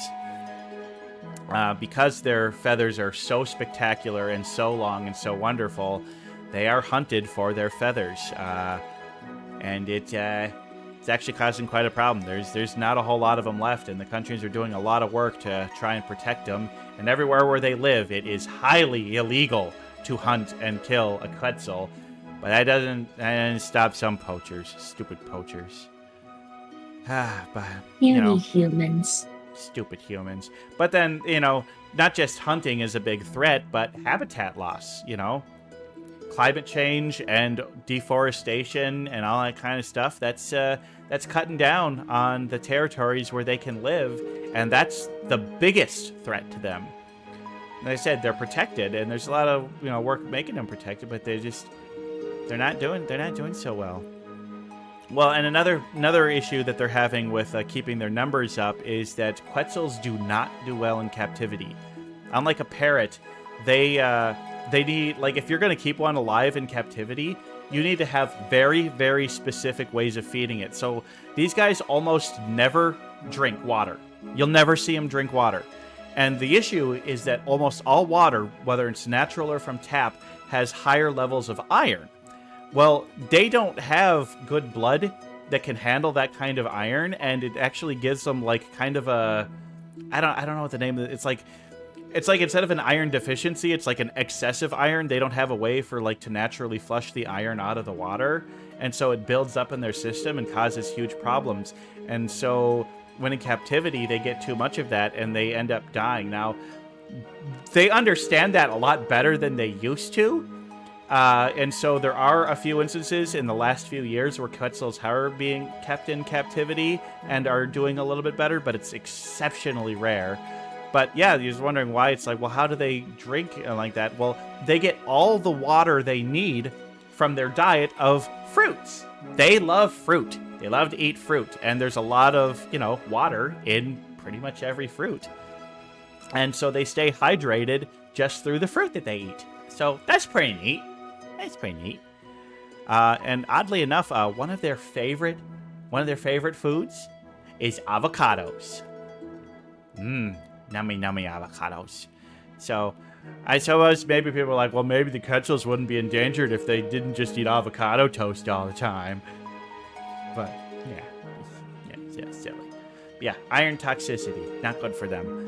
But the thing is, why are they so protected? Well, it's because they're very important to both Aztec and Mayan culture. We were talking about Quetzalcoatl earlier. Well, the Quetzalcoatl, the Mayan god, is directly inspired by the Quetzal bird. Quetzalcoatl, I don't know which name came first, but down there we have pictured the Quetzalcoatl, the serpent, like the serpent bird, and you can just look at the depictions of it. Wings near the front, and then long tail. And then the colors with the red breasts, something. It's like, yeah, you can absolutely see the inspiration there. And I could go into legends about the Quetzalcoatl in the folklore, in the Aztec and Mayan civilizations. There's more than I have even time for, but I highly recommend looking it up. There's some great YouTube videos. There's some great articles out there. And yeah, really cool stuff. And Guatemala has decided to make the Quetzal their national bird. Yay! That's way better than a bald eagle. Bald eagles suck. Although, what's a national bird of Canada? It's the Canada jay, right? Yeah, well, it's Canada jay.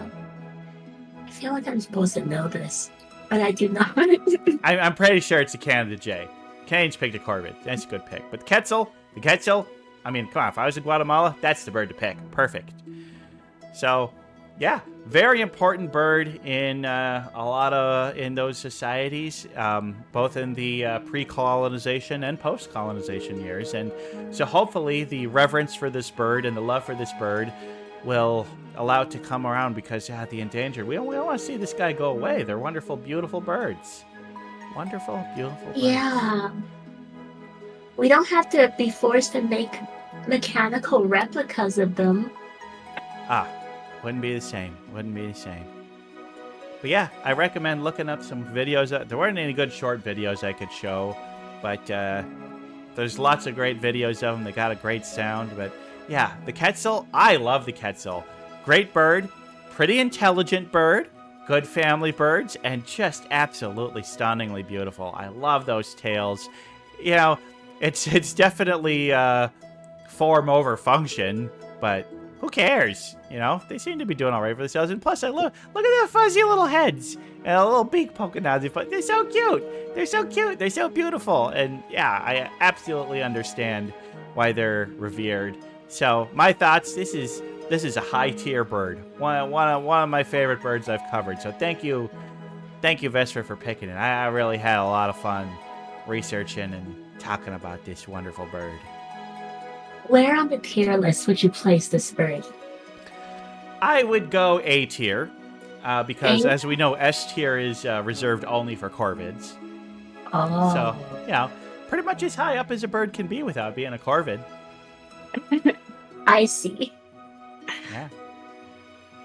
Yeah, they're great. I mean, they tick all the boxes. Beautiful, intelligent, good family. I would like to see maybe a little bit more of a community aspect. I would prefer if they lived in flocks rather than being solitary. But hey, birds gotta do what a bird's gotta do. You know. Yeah, there's like a list of ways. It's like, how do I rate birds? It's like, all right, intelligence is important. Visual appeal is important. Good raising of babies is important. Good community is important. And interesting folklore is important. And reality, so yeah, they're like ticking all but like one of those boxes. So yeah, how can I not love the Quetzal? It's an easy bird to love. Yeah. I guess I really sympathize with its form over function idea, you know? Sometimes you gotta sacrifice a little to look good. Absolutely. You think it's easy to fly while carrying this twig? It's not, but I gotta have it. All right. Well, I think we said all we can say about the Quetzal, so we're gonna call this bird of the day done, and we're gonna head back on over to the studio.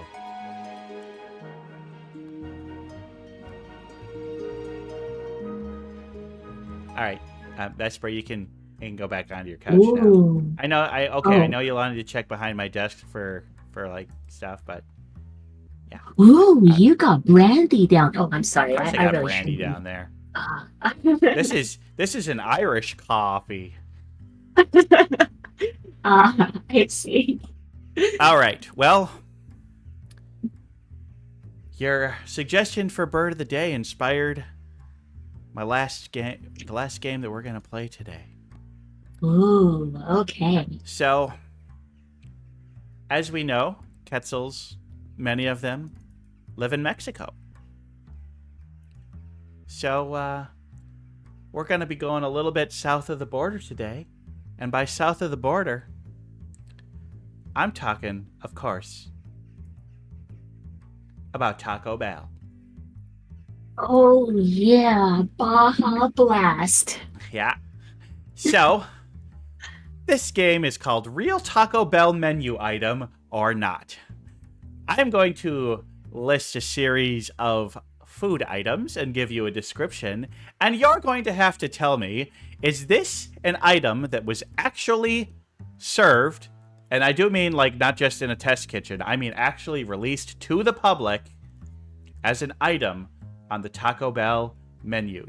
Discontinued items do count. We're not talking current, we're talking at any point in Taco Bell's existence. Okay. So some of these, in fact, most of these ones that are real, absolutely you can no longer get. But, so, are you ready to try and determine if something's a real Taco Bell? How well do you know Taco Bell? Okay, mainly speaking, I do not go to Taco Bell very often because the last time I went to Taco Bell, I ended up spending 2 digits for what can only amount to as more paper than actual food. So that was not the best experience. I'm more of a see, you guys don't have it there, but we have Mary Brown's. Mary Brown's is like the chicken place that's better than KFC and without the controversial aspects of Chick-fil-A. Yeah. Okay. Wow. Wow, that place sounds quite unsinkable. Oh wait, did you say But Mary Brown or Molly Brown? nevertheless, Mary Brown. Oh Mary god damn it! Brown. I screwed up. I guess one of them went Yeah, on ships that sank and the other made chicken. But yeah, their it sounds good. their logo is their motto is chicken the way it should be. Nice, nice. Well, are you ready to play the game and guess? Yes. All right. Yes, I am ready. All right. Hold on. No Okay. time. Okay. Well, the very first item is the popcorn chicken burrito. Now, this is a burrito filled with rice, beans, and KFC popcorn chicken bits. Because as you know, this is one of the things is that we do have the combination.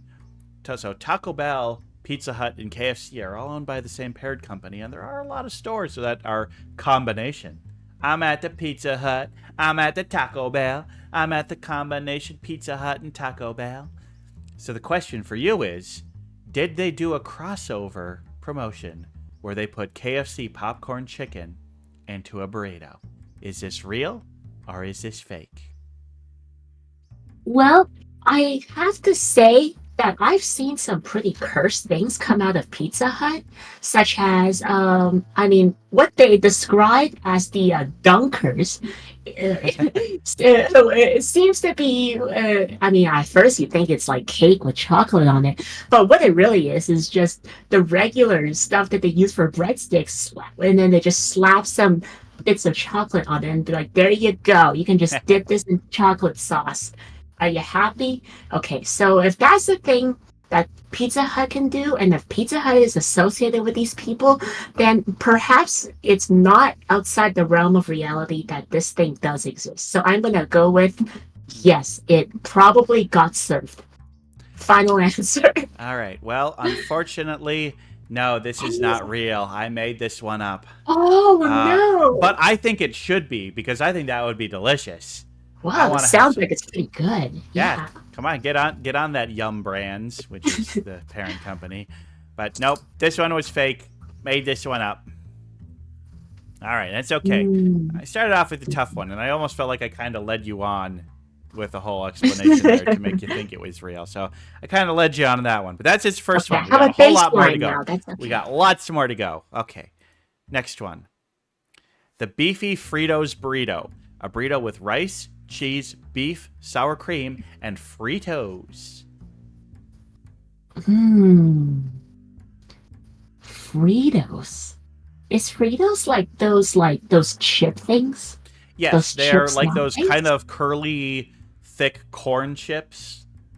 Ah, I feel like there's no way they would make this kind of combination. Like I've seen onion rings in a burger, and I've seen um like fries in a wrap, but I never heard of like having uh like a third party like snack inside a wrap. Like that sounds a little too, I don't know, it just doesn't feel right. I'm gonna say fake on this one. Okay, you're going to say fake on this one. Yeah. Well, I'm sorry, Vesper, but this was Oh, absolutely real. This what? is absolutely real. Well, Oh okay, we were no. talking about the cross-brand Wow. promotion. So Yum Brands is a subsidiary of PepsiCo. PepsiCo, of course, makes Pepsi, Mountain Dew, and Baja Blast. Well, another subsidiary of PepsiCo is Frito-Lay, who makes Oh. many such snack products as Doritos, Funyuns, and of course, Fritos. So this was all parent company working Oh, within their subsidiaries to make a real product. oh, So the Beefy Fritos burrito, that's a real one. oh, wow. I didn't think such a thing could even come into existence. Wow. Oh, some of the things in here that are real are cursed as fuck. Oh, But this is Taco no. Bell. We don't go for gourmet. We go for what do we think somebody who's drunk at 1:30 a.m. is going to buy. And someone wanting Fritos and a beefy burrito is absolutely somebody drunk getting out of bar is going to buy. Well, I'm still waiting for the meat muffins. Oh, meat muffins. Well, that's not on this list. There are no meat muffins on this list. But you know what is on this list is the Blackjack Taco. A taco with Ooh. beef, Baja sauce, lettuce, and cheese served in a black shell. And this was a Halloween promotion. Hmm. Well, I mean, color-wise, it's got that Halloween orange and black combination, so that's pretty feasible, you know? And then, lettuce, you can't, that's like mandatory in a taco, you just gotta have it. So, it sounds pretty plausible, and all of the things uh, that are shown are things that they could put in to their own uh, menus. So I'm gonna say it does exist Okay. Wow. or did exist at Are some you point. going to go over 3? Or are you going to finally get on the board? And you're on the board. The Blackjack Taco Oh, was real. Maybe I gave it away when I said it was a Halloween promotion, which it absolutely was. But yes, Taco Bell has been known for dyeing their shells all sorts of weird colors for some kind of promotion. Because turns out dyeing a hard shell is pretty easy. well, Yes, hey, the Blackjack Taco. Looks good to colored me. bread I'd eat makes it. it taste better. Yeah, there's that Baja sauce in there. I like the Baja sauce. Give me I think it's like a spicy Southwest Ranch type sauce. Tasty. Looks good. I'd have one. Ah, I'm already getting hungry. Hmm. All right, well, you're on the board now. You got one right. Next one. The Funyun Burrito. It's a burrito with beef, cheese, rice, and Funyuns. Ooh. Now, I'm not entirely. Well, listen, if they put Fritos in a burrito, surely they can put Funyuns in the burrito, right? Hmm. So, but then again, Funyuns are pretty big. Like, they're gonna really bulk it up. And I mean, I feel like all their burritos are around the same size.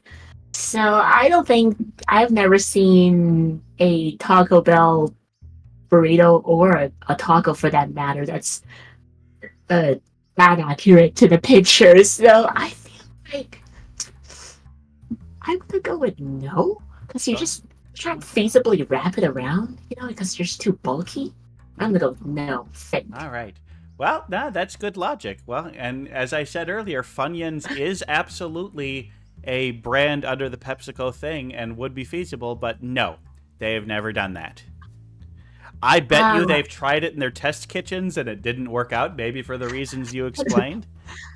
But no, the Funyun burrito, thankfully, or maybe for all the stoners out there, sorry, it's not real. But I bet you there's people who have ordered Taco Bell burritos and put their own Funyuns into it. oh, I mean, I put avocado in it, so Oh, hey. yeah. All right, on to our next one. The Kit Kat Quesadilla. It's a chocolate-filled quesadilla with crispy Kit Kat wafers. So what you're describing is it's a bread like folded over on itself, but instead of having like it's just chocolate and Kit Kat bars inside? Yep.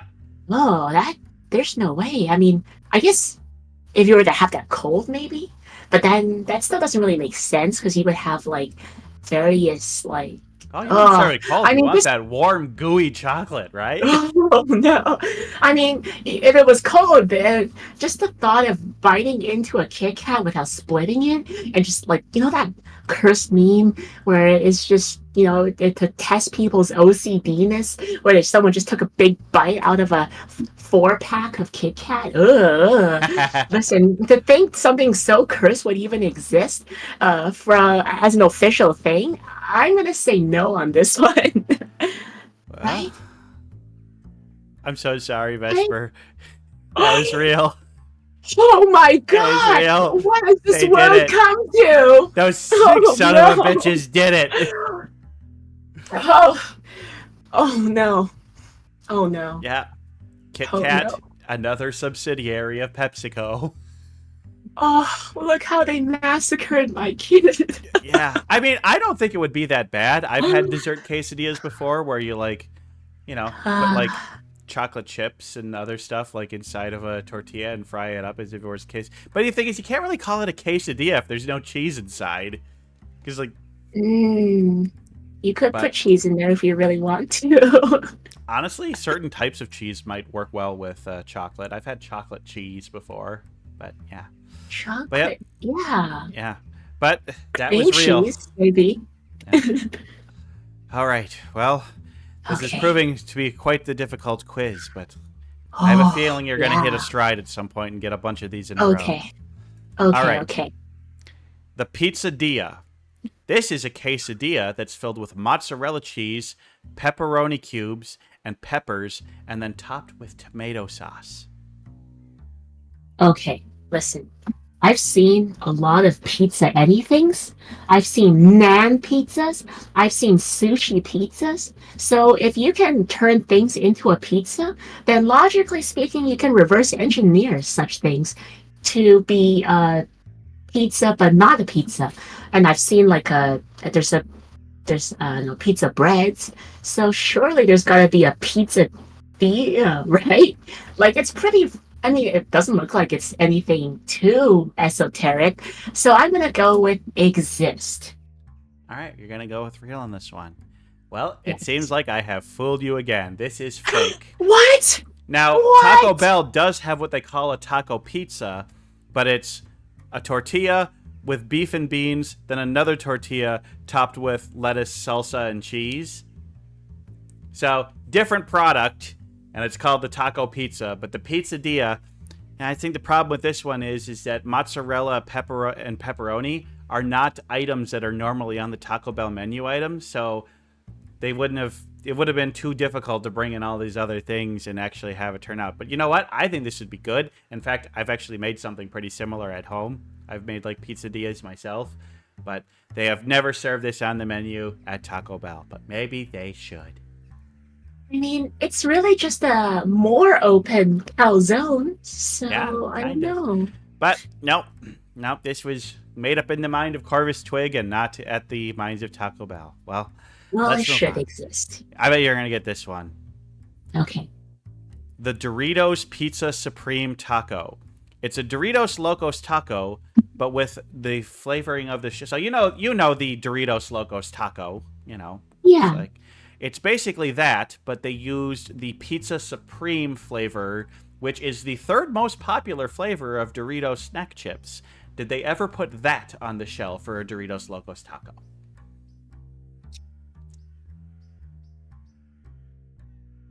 I mean, it's certainly. Well, they would have to make it into an actual hard taco shell that apparently just isn't sold in stores. I'm gonna go with fake on this one. I've never seen it in a taco in the shell form, just as a regular Doritos flavor Okay. form. So I'm gonna go with fake on this one. And Yeah. you are correct. But I would like to Ah. inform you that the Doritos Locos Taco is a taco shell that is basically a nacho cheese flavored Dorito as a taco shell. So that's a real item. Wow. But this particular flavor they have not done. So there you go. You got another one. You got another one. Good job. Good job. I'm Okay. getting this. You're getting this. You're getting this. All right.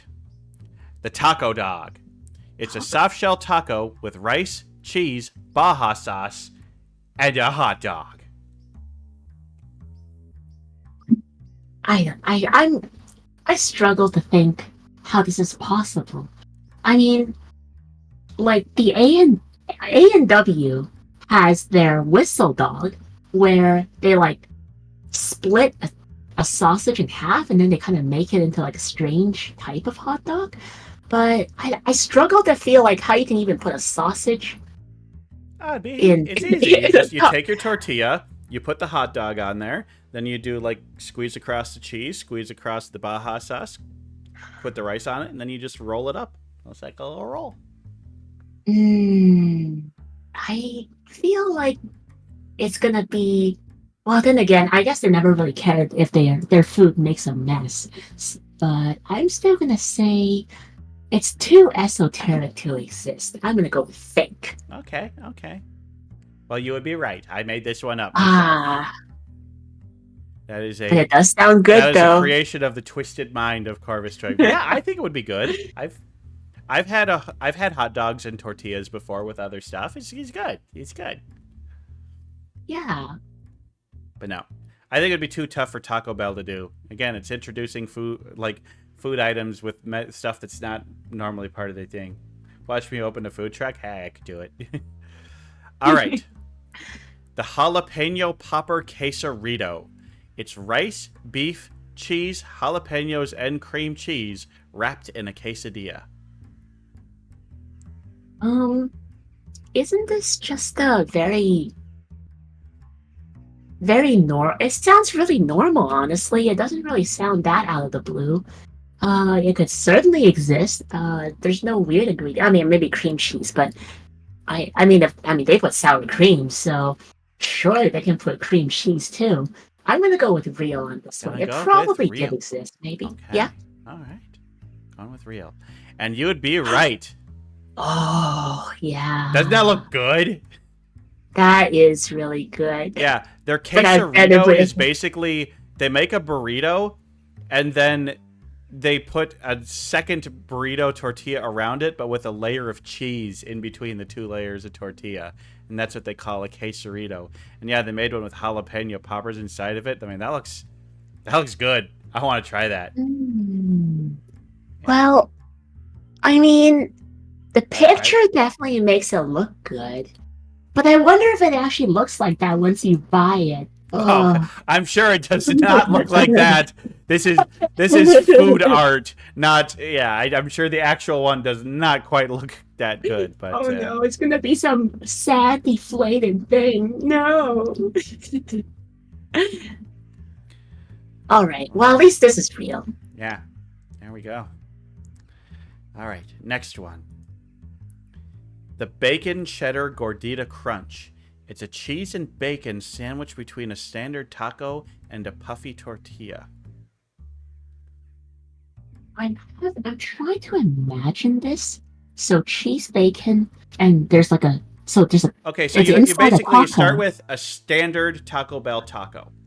Okay. Then you take that puffy tortilla and you slather it with cheese and bacon and then wrap it around that taco. So the cheese and the bacon is outside of the hard taco shell, but inside the puffy pastry.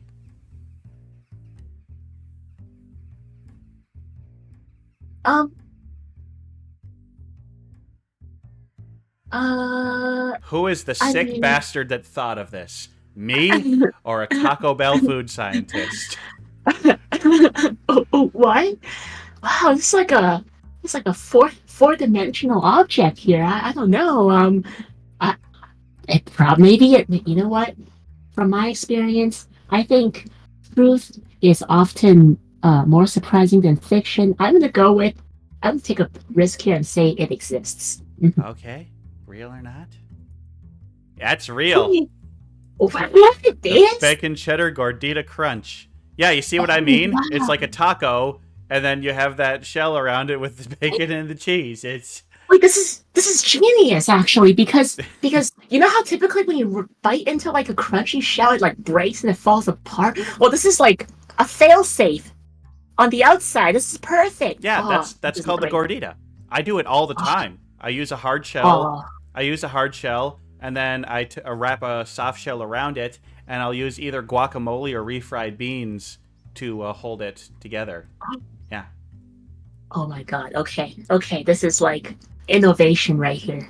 This is Well, culinary innovation. Draping is saying this is the easiest quiz he's ever taken, so Well, yeah, I don't go I'm to. sure Dre is getting all of these right. Hey, you know what? It's a fair challenge to me because I don't really go to Taco Bell. So yeah. Well, that's a great thing about But these Corvus Twig quizzes is that anybody can play along at home. Just please don't shout the answers in chat.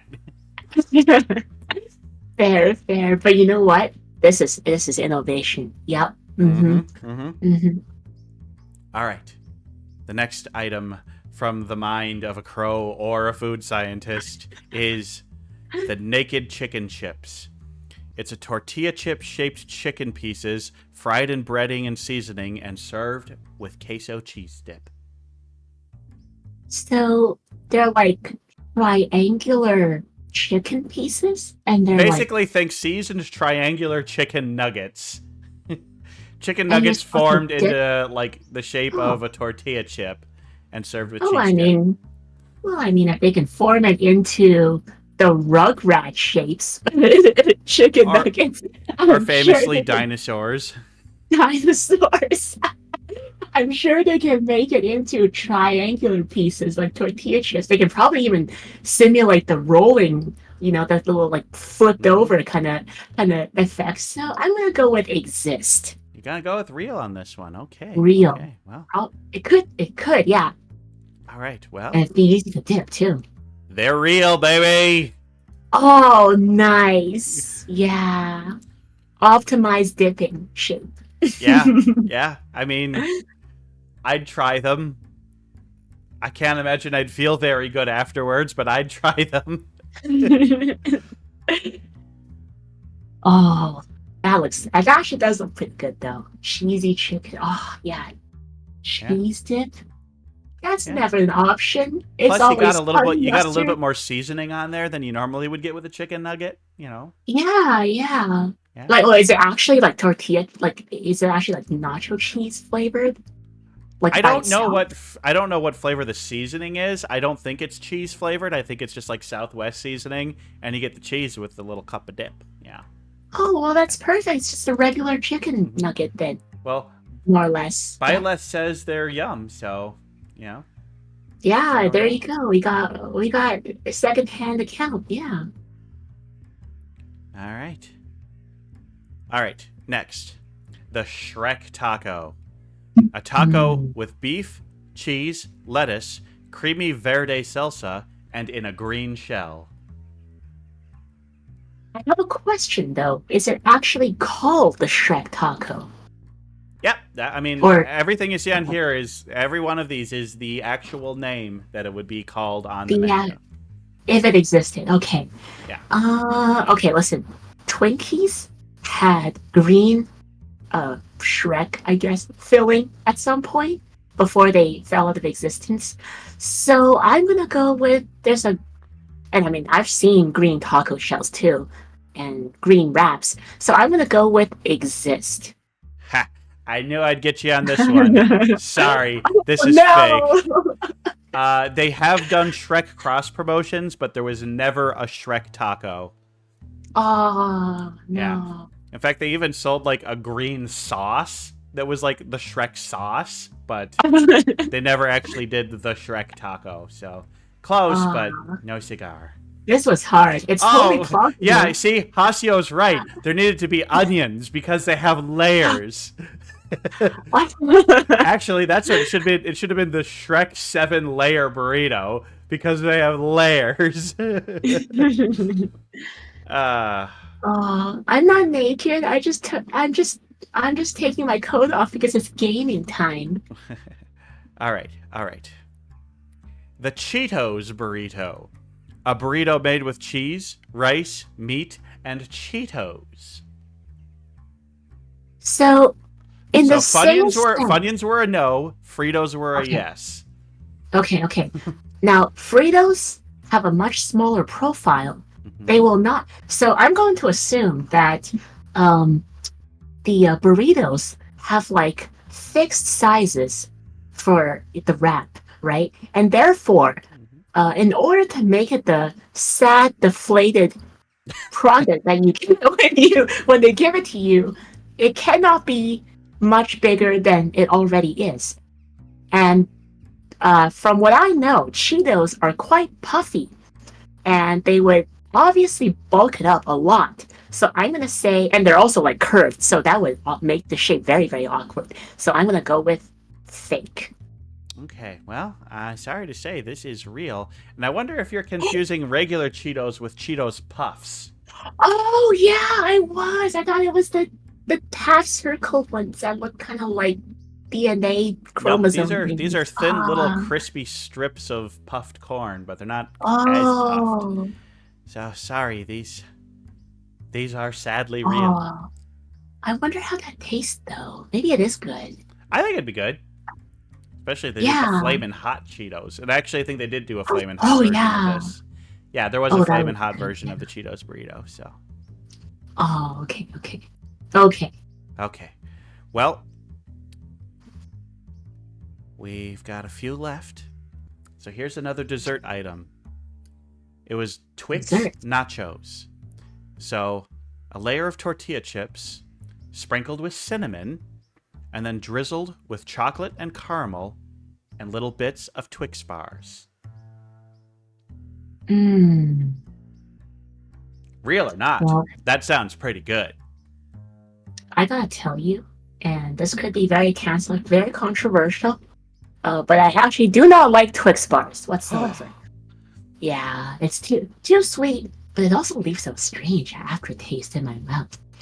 And drizzled with chocolate, sprinkled with cinnamon, I feel like the flavors just don't seem to match. And tortilla chips are salty too. I mean, I guess it does work with salty, does work with caramel, but for some reason, I feel like the general public would just be like, yeah, what is this? So I'm gonna go with doesn't exist. Fake. I'm gonna go with fake.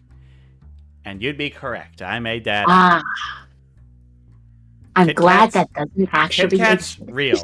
Twix, not real. All right. Well, there's 16 total, and you right now have a score of 8, so you're at least you're at least 50-50 for it. I'm passing. Well, we've got 2 more left. Okay. So, here's an item. Southwest cheese curds. They're curds of cheese, coated in Southwest seasoned breading and deep fried. Me, you know fried cheese curds. I do not. What? You're not familiar with cheese curds? No, the only cheese curds I ever have goes on poutine, or goes into poutine, rather. Yeah. Oh, but you're not familiar with cheese curds being fried? I guess, I mean, it's a very Wisconsin No. Yeah, the only cheese curds I have go with fries and gravy. So, so you're saying this is being served by Taco Bell, really? Mm-hmm. I don't know if Taco Bell or any of their subsidiaries even have cheese curds for anything else. So it's kind of weird for them to suddenly have cheese curds and to fry it like this in this manner. They would have to start a whole other supply line. Maybe they really did make this kind of investment. So but I'm still gonna go with doesn't exist. I'm gonna go with fake. Going with fake. Wow. This is one I thought for sure I would trick you on, but you called out the fake. Oh yeah. I'm actually surprised they never had anything like this, because cheese curds are actually at quite a number of U.S. restaurants. Oh. Yeah, deep fried cheese curds. I mean, that's a staple at a lot of restaurants. I mean, almost every bar, like bar and grill type place, is going to have cheese curds as an appetizer. Taco John's, yeah, I could see Taco John's doing it. But no, there were no Southwest cheese curds, but there should be, because that sounds tasty to me. Huh. Interesting. I mean, I don't know. I mean, we have fried potato skins here. I bet you never heard of that. I've had fried potato skins. What about fried pickles? Yeah, I love fried pickles. Oh wow! I guess wow. I'm in Minnesota. It's practically South Canada. Okay. I guess I didn't know as much as I thought I did. Wow. Well, we're on to our final item. Okay. The Cool Ranch Doritos Locos Taco. I don't have the right description here. This is a copy-paste era. But basically, it's your nacho cheese Doritos Locos Taco, except it's the Cool Ranch seasoning on it instead of the nacho cheese seasoning.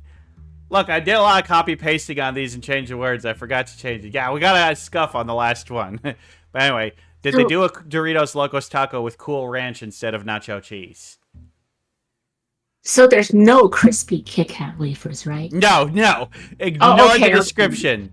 It's... Oh, okay. That's not okay. Got it. That description is not there.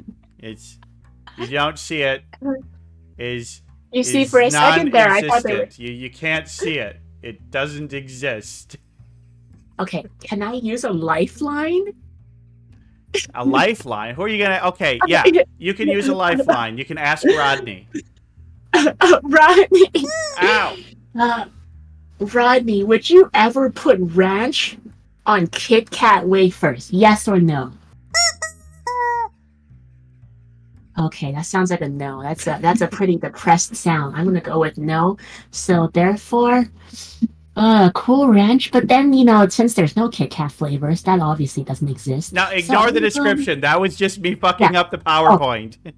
Okay. So the description. Ignore anything about Kit Kats. I will give you the accurate description. This is a standard Taco Bell taco with beef, lettuce, and cheese, but the shell is coated with Doritos Cool Ranch seasoning. Wouldn't that make our hands dirty when you hold it? Probably. There's no way that exists. I'm gonna go with fake on that one. Okay, we go with fake with that one. You'd be wrong! Yeah! Oh no! It comes in that bag!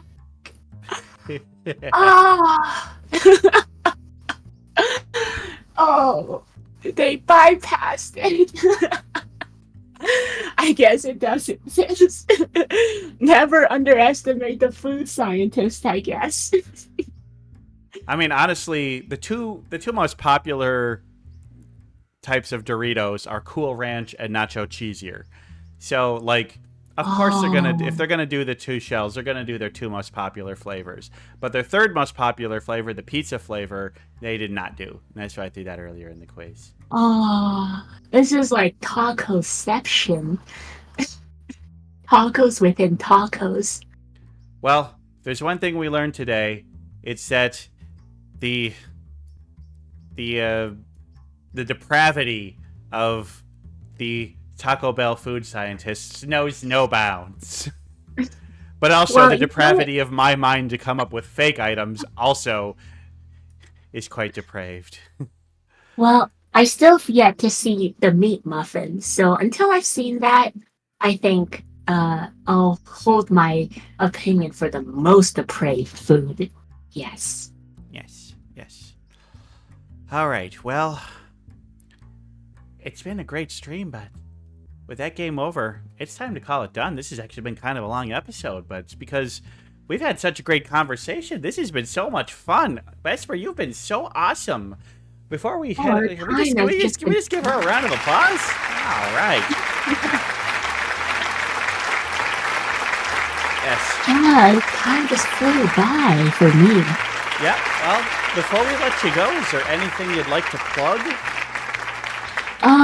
I mean, honestly, just, I will, other than, saying that I've been away from stream for a while, but I will be making a return. Other than that, I just want to thank Corvus so much for having me on, and, honestly, I thought, this is honestly exceeded my expectations. I thought this is actually so much fun, so. Yeah, it's great. Thank you for having me on, Corvus. All right. Well, we're going to call this episode done. We're going to go raid I don't know if I've ever actually raided him, but we're going to go raid Noir Navra, which is, of course, the husband of Kyoko. Yeah, we love Kyoko. So, yeah, we're going to head out. Everybody, have a wonderful night. We'll see you next week with Crotar. And it's going to be great. So drink some water. Oh, yes, I'll drink some water before we head to bed. Everybody, we will see you later. Bye. Bye-bye.